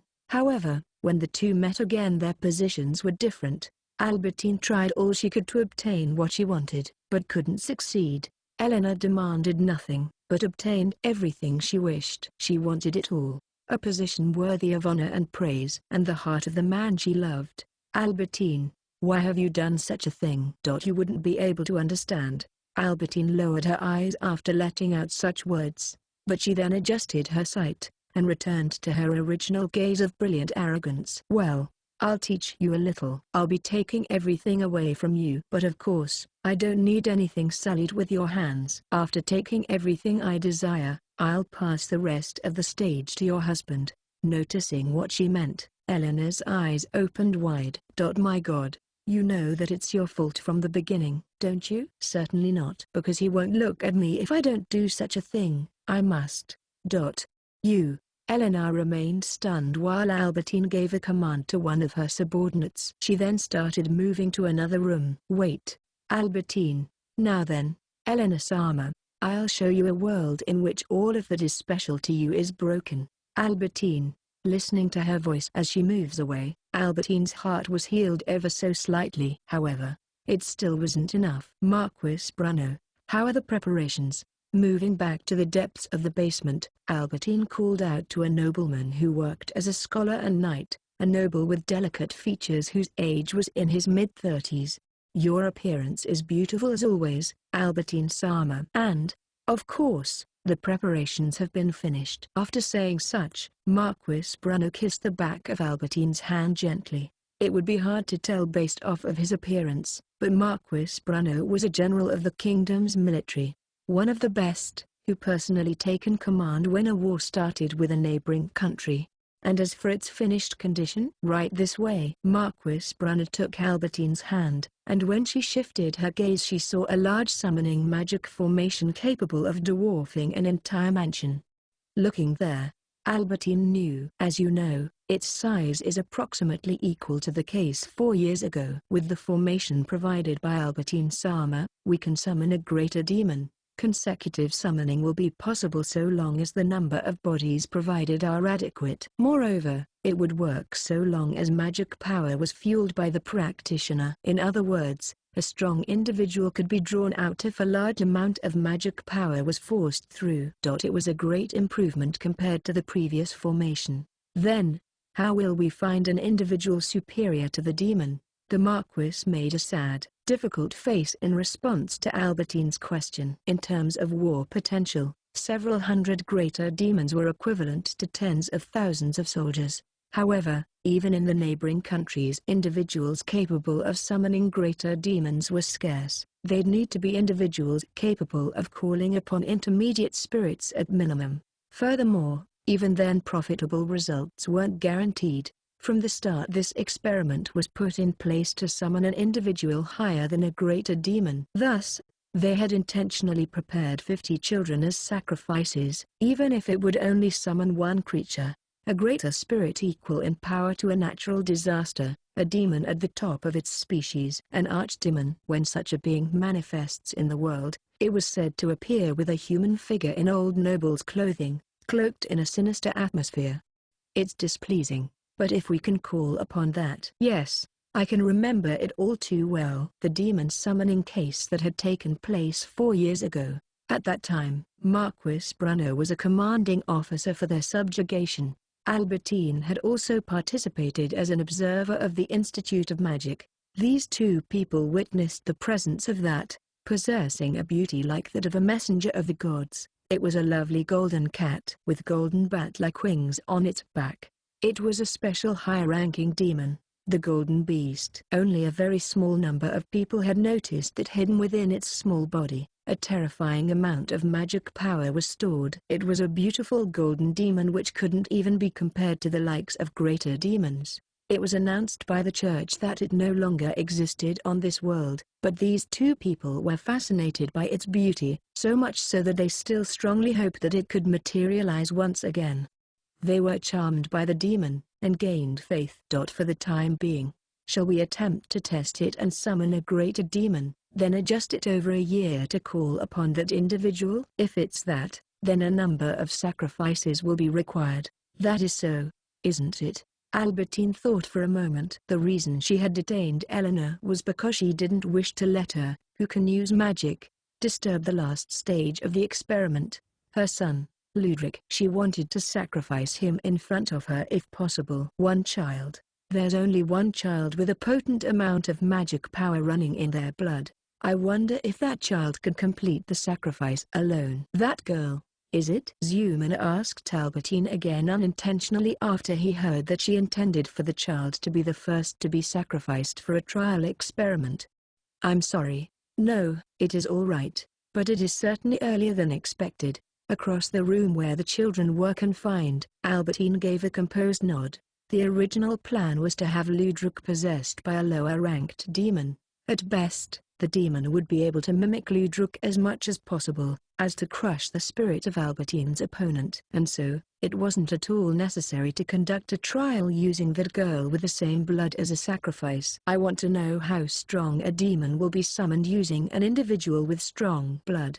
That is all. Yes. But that's probably not the only reason. Or so thought Zumina. After her conversation with Eleanor, Albertine was lacking peace of mind. To the child of the woman loved by her husband, a child whose father would throw everything away for his daughter, to the child who was loved by everyone around them. Zumina understood that Albertine would harbor complicated feelings. The presence of such a child disturbed Albertine's peace of mind, and caused her to fear them subconsciously. That little girl was mysterious, even to Zumina. In front of thieves announcing their objective of kidnapping, She had remained unfrightened despite being so young. Then, in a dignified manner, she had demanded. No, she had negotiated. Zumina had though that her blood must have been strong when he witnessed such a thing. Even with children like Ludruk around, Zumina had still thought that her blood was particularly strong. Furthermore, she had been so beautiful it was intimidating. It was to the extent that it was hard to imagine she was even a human. Despite their aim, some of the knights who assisted in the raid had knelt out of fascination. For Zumina, however, it didn't matter. Albertine is the master of Zumina, and so her word is absolute. Zumina loved Albertine, and Albertine alone. Not only her beauty, but her pride and strength as well. She occasionally shows a lonely expression. He loved her weakness as well. Even after he knew that Albertine was the one who caused the decline of his household. This is? Albertine's eyes are opened wide when she approaches the room confining the children. It was a strange sight. Dazzling light leaked from the gap in the closed door. The light became feathers as it danced towards the floor, only to vanish once it reached the ground. How is this? That light was recognized by Albertine. It was holy magic. It was the holy light magic showed only once by the Pope in the imperial capital. It was a blessing that priests used to grant healing, divine protection, and ward off evil. The Pope had showed the spell group blessing, which grants the spell's effects for multiple people. As for the number of people who could use such a spell, there would only be 10 odd people on the continent. Zumina, the key. Impatiently unlocking the door, Albertine entered the room and witnessed not the scene of hurt and frightened children who had abandoned all hope.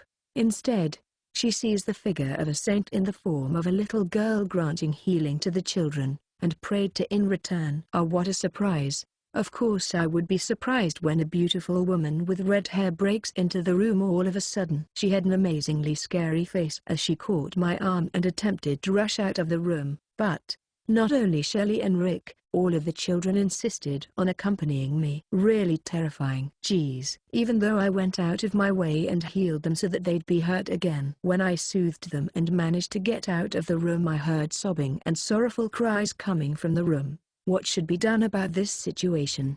I was labeled as Saint Sama by the children. It's very embarrassing. Hurry up and walk. Yes. Painful, painful. My arm was grasped tightly when I answered in a non-serious manner. That's right. A normal child should be frightened in this situation, wouldn't they? While imitating Shelley's frightened attitude, I follow behind the beautiful woman from the Unai-san who's also walking with us.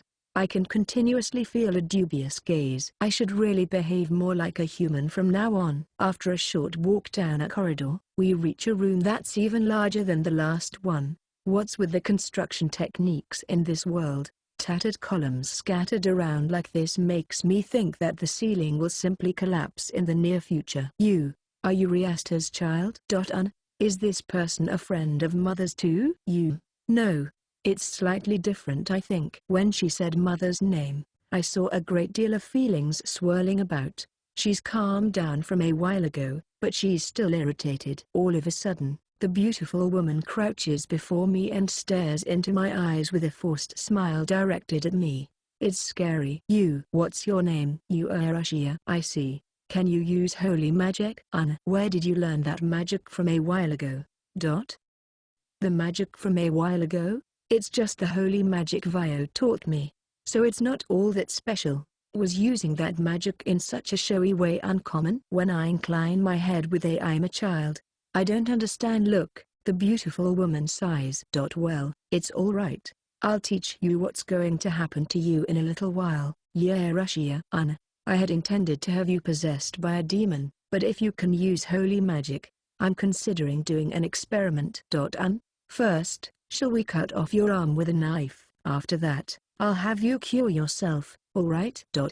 After that we'll try the feet. If you don't heal quickly, you'll bleed out, so do your best. Afterwards, should we see how many needles can be stuck into you? Even if it's cured, because the needles will be embedded, it'll remain painful, I think. If you run out of magic, letting you be possessed by a lower demon would be fine, right? You won't be able to resist as your hands and feet become warped and hair and scales grow out. While the beautiful woman says such unpleasant things, her heart seems to go into a strange direction as she gently touches my cheek with a flushed face. All the while she has a lonesome gaze. Your eyes, how beautiful. They look just like your father's. I fell in love with those eyes. When I was a child, I fell in love the first time we met. I loved him. I still do, but I've only said unpleasant things. I thought that if I waited, he would eventually be mine. That would have been the best for both our families. But next to that man, there was always your mother. Her white fingers grasp my neck gently. That woman. I hated her. I didn't even want to look at her. At the institute, I had witnessed all of her faults. He was mine, until his elder brother got in the way. We had cooperated at first, but so long as there are obstructions, that man's heart won't be mine. So if Yao dies appear. This seems like the story of a girl who can't be honest with the one she loves. I don't think she wanted to tell me this story, either. Most likely, she's only telling me because I'm the child of a woman she hates. Furthermore, one she plans to kill. But I want to speak. Was there anyone of the same sex that this person could consult? If they just had someone to listen to, then maybe she could be a bit more honest.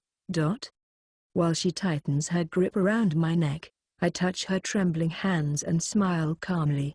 I see her eyes shake for a moment, and even though she hadn't seemed to notice them, I wiped the tears rolling down her face with my fingers. What? Confusion floats within her eyes as she and I gaze at one another. Her harsh glance withers away little by as I clean off the tears from her cheeks. Finally, I gently wrap my hands around her. The hearts of humanity are fragile, sorrowful, and beautiful. For such deep affection to turn into pain and hatred. I hold her in my arms gently, gently. Those feelings. They're lovely. These feelings drive me mad. Bad person. This demon is starved for love, and so she's a bad person for hiding such sweet nectar. Thank you for the meal. Gokin. To her neck, I gently broke it. Chapter 10, The Demon's Blessing. Albertine Seymour. Zumina couldn't believe what was happening. His intense feelings for Albertine hit him as the sacrifice. A child, with a smile filled with compassion, snapped his beloved's neck. Zumina's thoughts went blank. Then he was quickly filled with anger and hatred. But, the moment he reached to take out his sword, he sensed an ominous feeling. The little girl's adorable eyes. The white parts were eroding. A ruby-like glow appeared around her pale gold pupils. Behind her cherry-colored lips, a beautiful ruby-red fang showed. From the adorable little girl spilled a violent aura of intimidation and presence. The little girl pierced the throat of the still warm Albertine with their fangs. Zumina was frozen still. Blood shot out from her throat. As if she expected it, Albertine's blood flowed into the little girl's mouth without spilling a drop. A vampire? A legendary evil monster. In the past, a country was filled with vampires and fell to ruin. Recently, just a single vampire had appeared in a neighboring country, causing a massive amount of people to flee. This thing in front of him. It was such an evil existence. Perhaps because she heard the Zumina's voice, the little girl let go of the throat to breathe, murmuring curiously while looking in his eyes. A vampire? The little girl said in a different tone, before patting her belly and kept giving a cute burp. Zumina shivered at the sight. Killing people, drinking blood as a meal.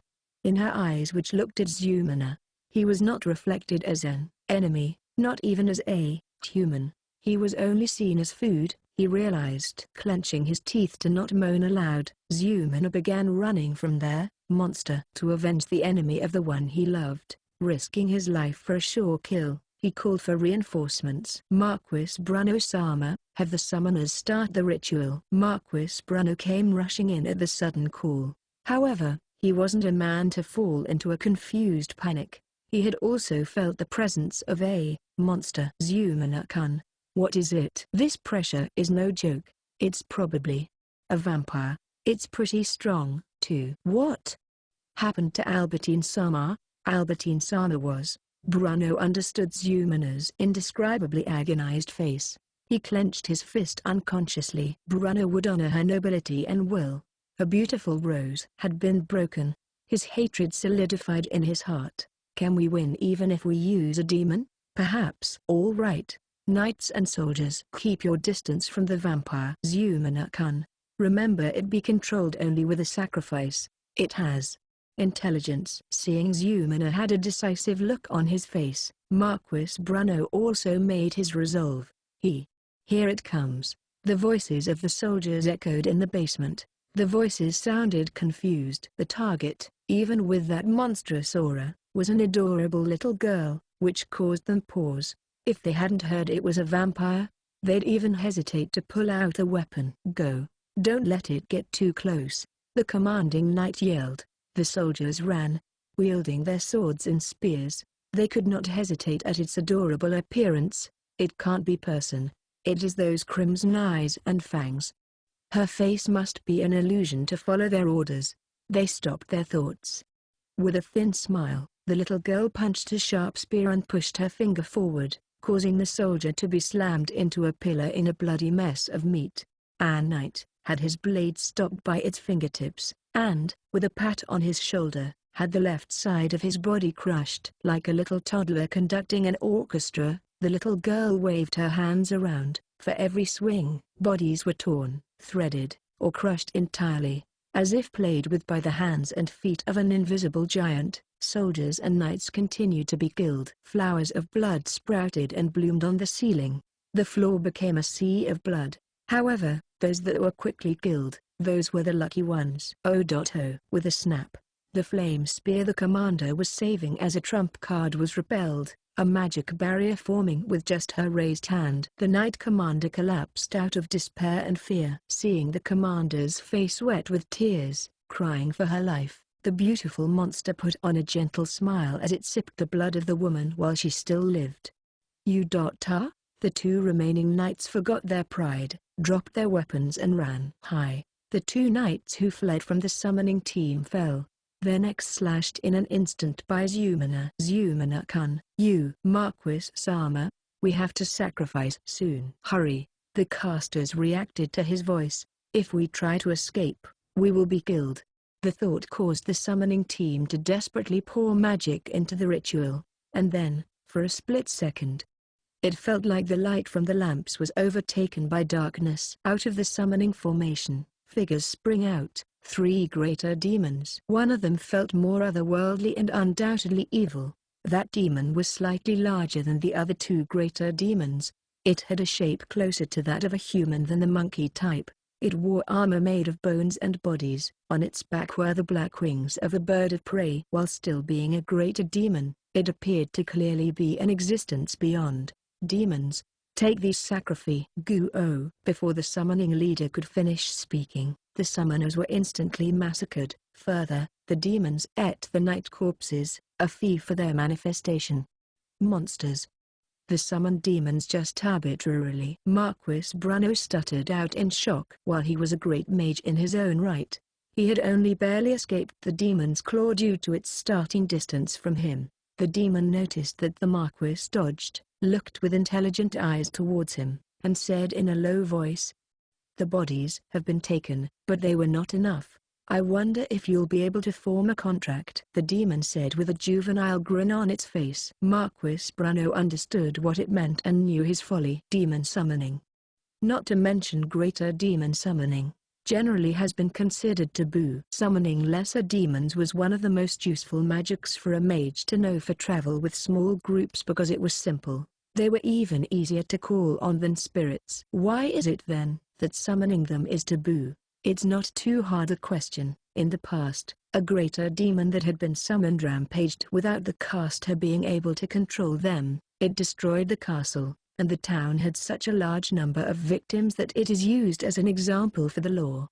For this reason, why had Marquis Bruno prepared only this amount of sacrifices? He was sure the greater demon would be satisfied. Regardless of its price it named, he believed that he had more than enough.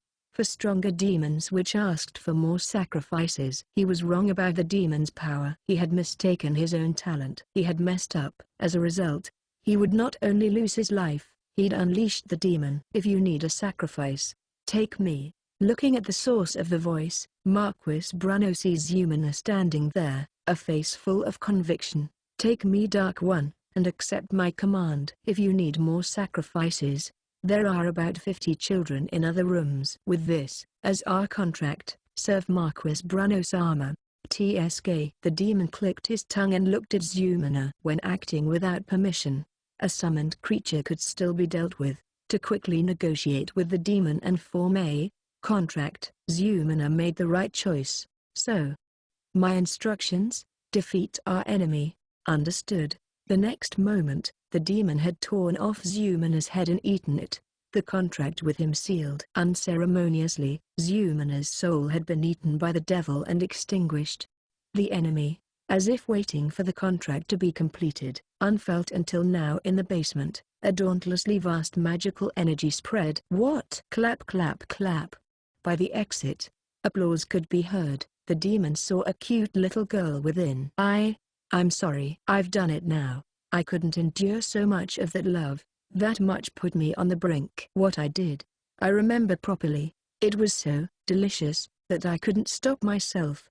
Then, before I knew it, all the creatures I could see were mashed and twisted." "Beauty-san, I'm sorry." "It was really delicious." Love, and anger, and hatred, and sadness, aged into desire. So far, it was the most delicious thing I've ever tasted. It wasn't that I wanted their blood, or meat, of the human. Dissolved in a human's body was the sweet karma, the scrumptious soul. Although demons are said to prefer innocent souls, that taste is for lesser demons. A soul with profound karma is enchanting, with a rich aroma around it. As for why I drank all the blood, I got a bit riled up.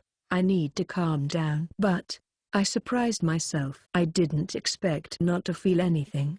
Despite killing people, having a human heart was my goal. But once again I noticed, I can't distinguish between their value of mortal lives. I just can't understand the difference. Do I like them or not? How good they taste is all the difference I can tell. Looks like I'm really a demon. It's too late now, though. Well, then, what are you people getting up to? I was watching when I ate the souls of those pitiful knights, so I know a little. The runaway knight Sams have been slashed.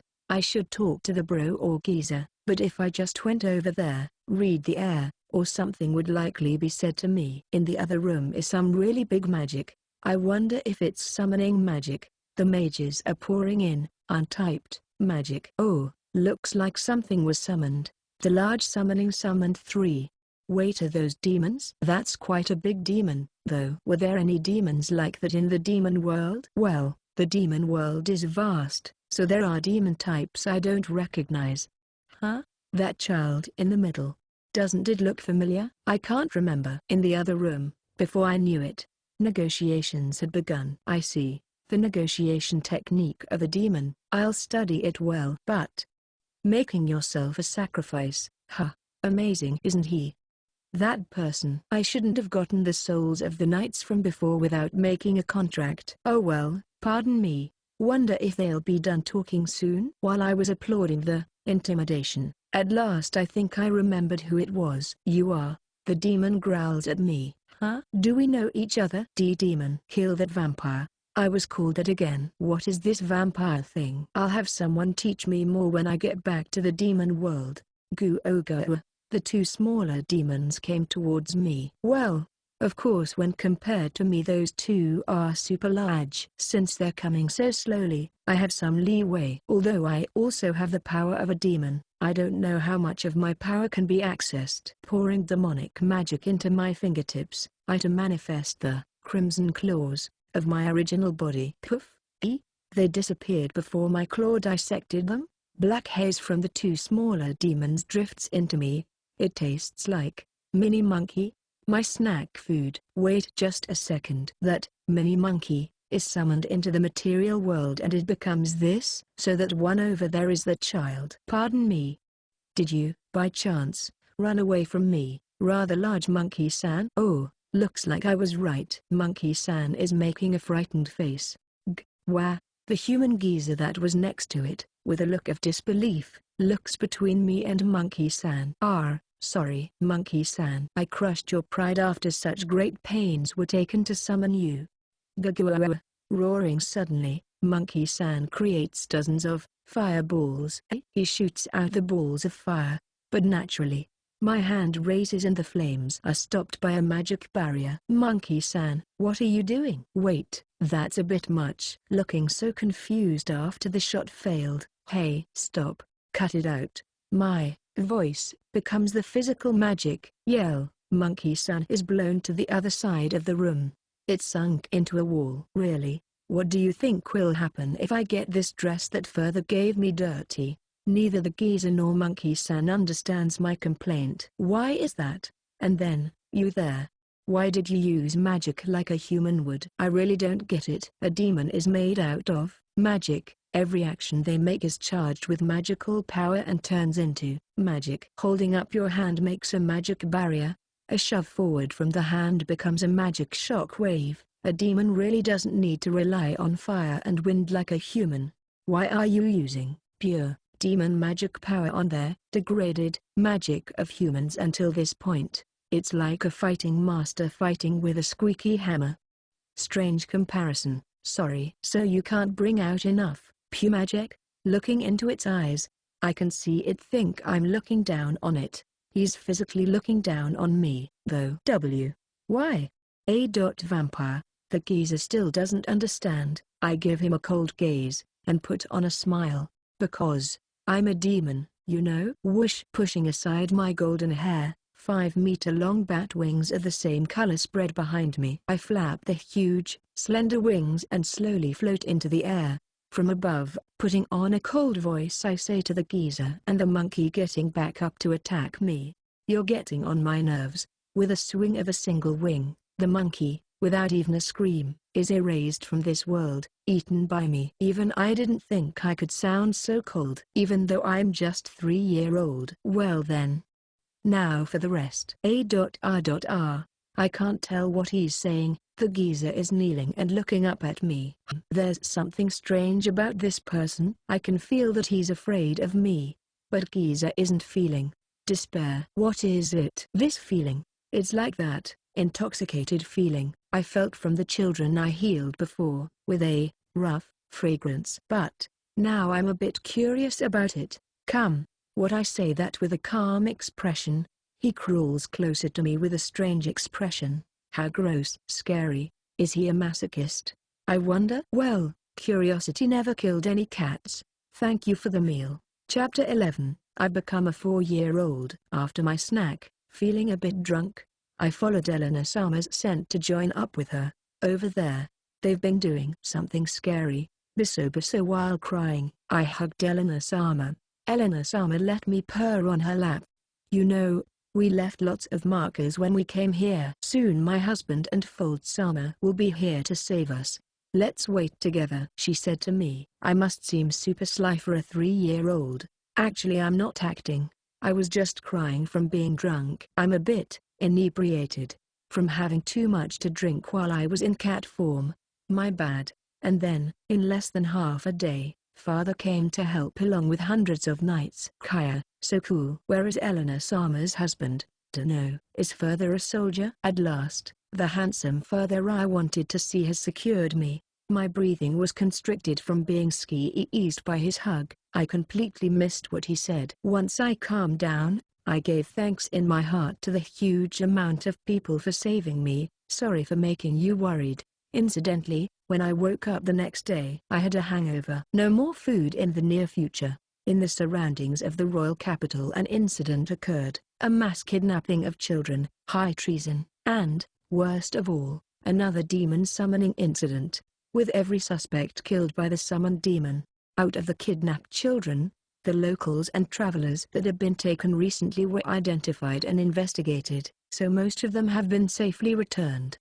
The ringleader, Marquis Bruno, was confirmed dead, after which his family fell into ruin. Several other noble families also disappeared from the Holy Kingdom. A witnessed collaborator in the demon summoning, the Duchess of Kourou, Albertine, had also been confirmed dead. While not the head of the family, high treason was not a light crime. Inside information about the Duke, a leading figure of the nation, was withheld, but the Koryu dukedom is considered de facto crushed. At the same time, the second prince who had left the royal family, releasing his right to the throne, did not return to the Koryu ducal house. Instead he formed a new house, one which held the same name as the royal family, Vyuzhnia, together with his new wife, along with the still young princess. 2 months from that incident, I finally became 4 years old. 4 years in this body. After all this time, my current life is comfortable. My demonic thoughts are back to some extent, but strangely my human part, my human heart, is stronger. On my birthday, I got lots of presents from everyone. Rick had a luxurious birthday, but my party just had my whole family. That style made me happier. Shelley also came from the royal capital. The flower and herb seed set she gave made me happy. She had a matching set, too. Rick also stopped by, for some reason, staring at my face, stroking my hair crap. I say on my way back. Something in that child feels similar to that man. Furthermore, from him I got a necklace with a blue stone. And, most likely, bonbons. From father, I got a single horse carriage like a lily flower, and a very nice tea set. But it was sent. Further didn't come. Guzan. After that, half a year has passed. It's now spring. I've been exchanging letters with Shelley, but suddenly a letter from Rick comes. This guy just does whatever. Perhaps, does he thinks we are friends? Anyways, in all that time, Father didn't come home. I wonder if his job is keeping him busy. Did he get sick of my relying on him so much? As I thought that, Mother invited me and everyone to go see Father at the royal capital. Yay, I'm at the royal castle.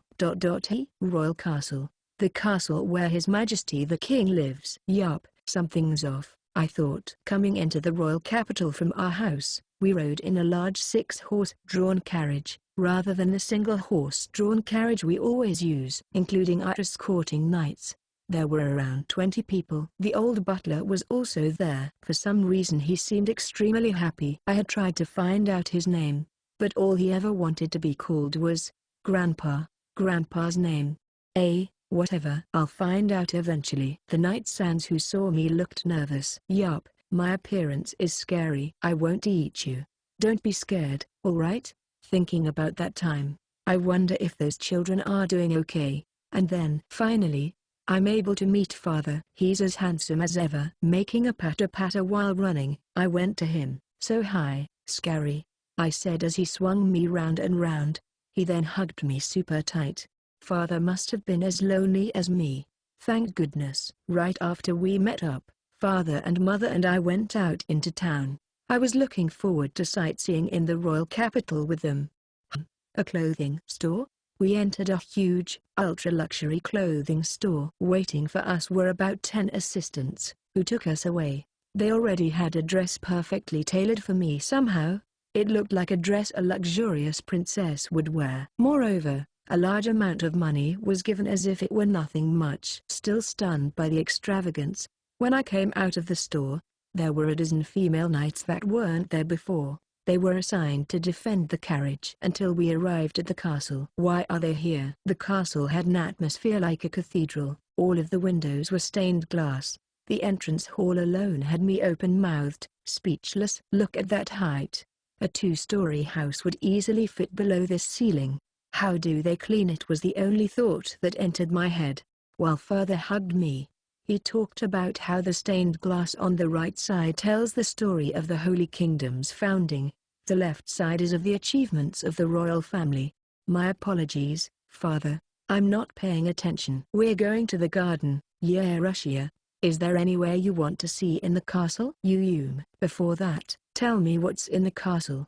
Am I stupid for not knowing? Turning his head to smile at me, Father said to pick something that caught my eye while he walked with Mother. Nothing has caught my eye.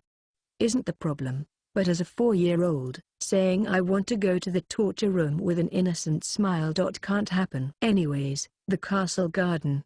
Is it generally open to tourists for no reason? Being called to the castle, wearing this doll-like dress, We meet with powerful people.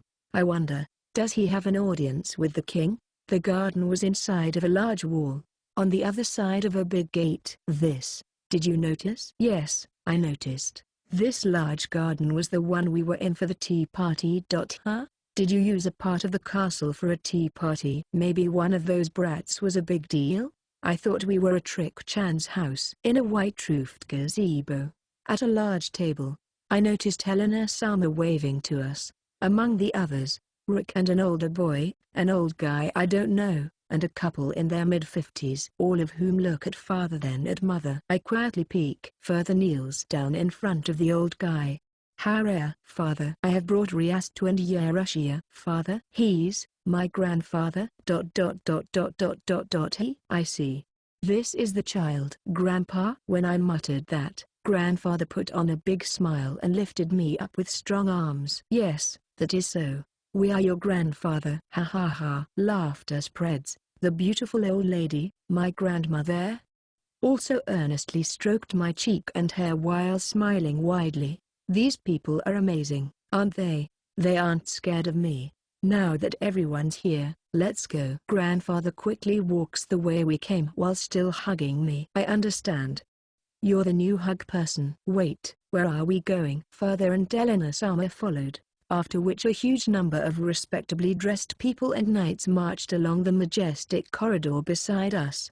The knights and butlers open a luxurious door. Few are in that huge hall. Thousands of people, more castle servants, nobles, and knights, aligned side by side, greeted us. Thank you for waiting. We introduce this child to you. She is Folt's child, the Duke of Vyuznier's daughter, and my grandchild. Her name is Yerushia of Vyuznier. For the first time, I know my full name. While I internalize it, I'm stunned. All of the eyes of the place were looking at me. This child is your princess. At that moment a murmur rises, followed by a cheer, followed by a roar from the knights. I am the granddaughter of His Majesty, holding the same family name as the royal family, a duke's daughter, Yerushia of Vyuznier. They didn't tell me the little details during the talk. Since I'm a child, my standing is that of a duke's third daughter from a second wife. It seems mother was his secret lover, which was why he didn't state too much. But the first wife is now no longer a problem.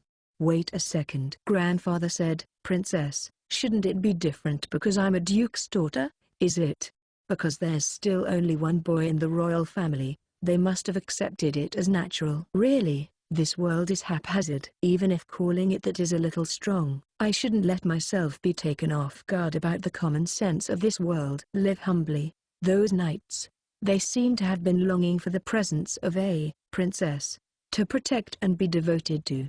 A man's romance, but don't I have two older sisters? Whatever. Are you joking? Since I am, well, I'm a demon. We left that mansion which we lived in for so long, together with mother and the maids, to the Dual Territory's main ducal residence. The mansion was many times larger than the other one. My room was much bigger as well. I begin to think while staring at the calm late-night streets from the window. I'm a demon. My human heart is still there, in my mind, making ripples of anxiety. But someday, I might trouble father and mother. Aside from those two, it really doesn't matter. Or so I thought. But over the course of living as a human, the number of people you care about grows little by little. I will live as a human. I will be a valuable human being, and will have their love. I will live as a demon. The precious and foolish humans, when they're struggling in their sorrow, I'll love them back. Demon me is hungry for love. As a human, I will save the people for their love. As a demon, I will devour their tasty souls. From what I can tell through the window, even during this silent night, people are indeed still alive. I can hear it. They're breathing. Being afraid of things like the dark, those lovable feelings, you all should instead devote your love to me. I, there, demonic princess, will lovingly take your souls.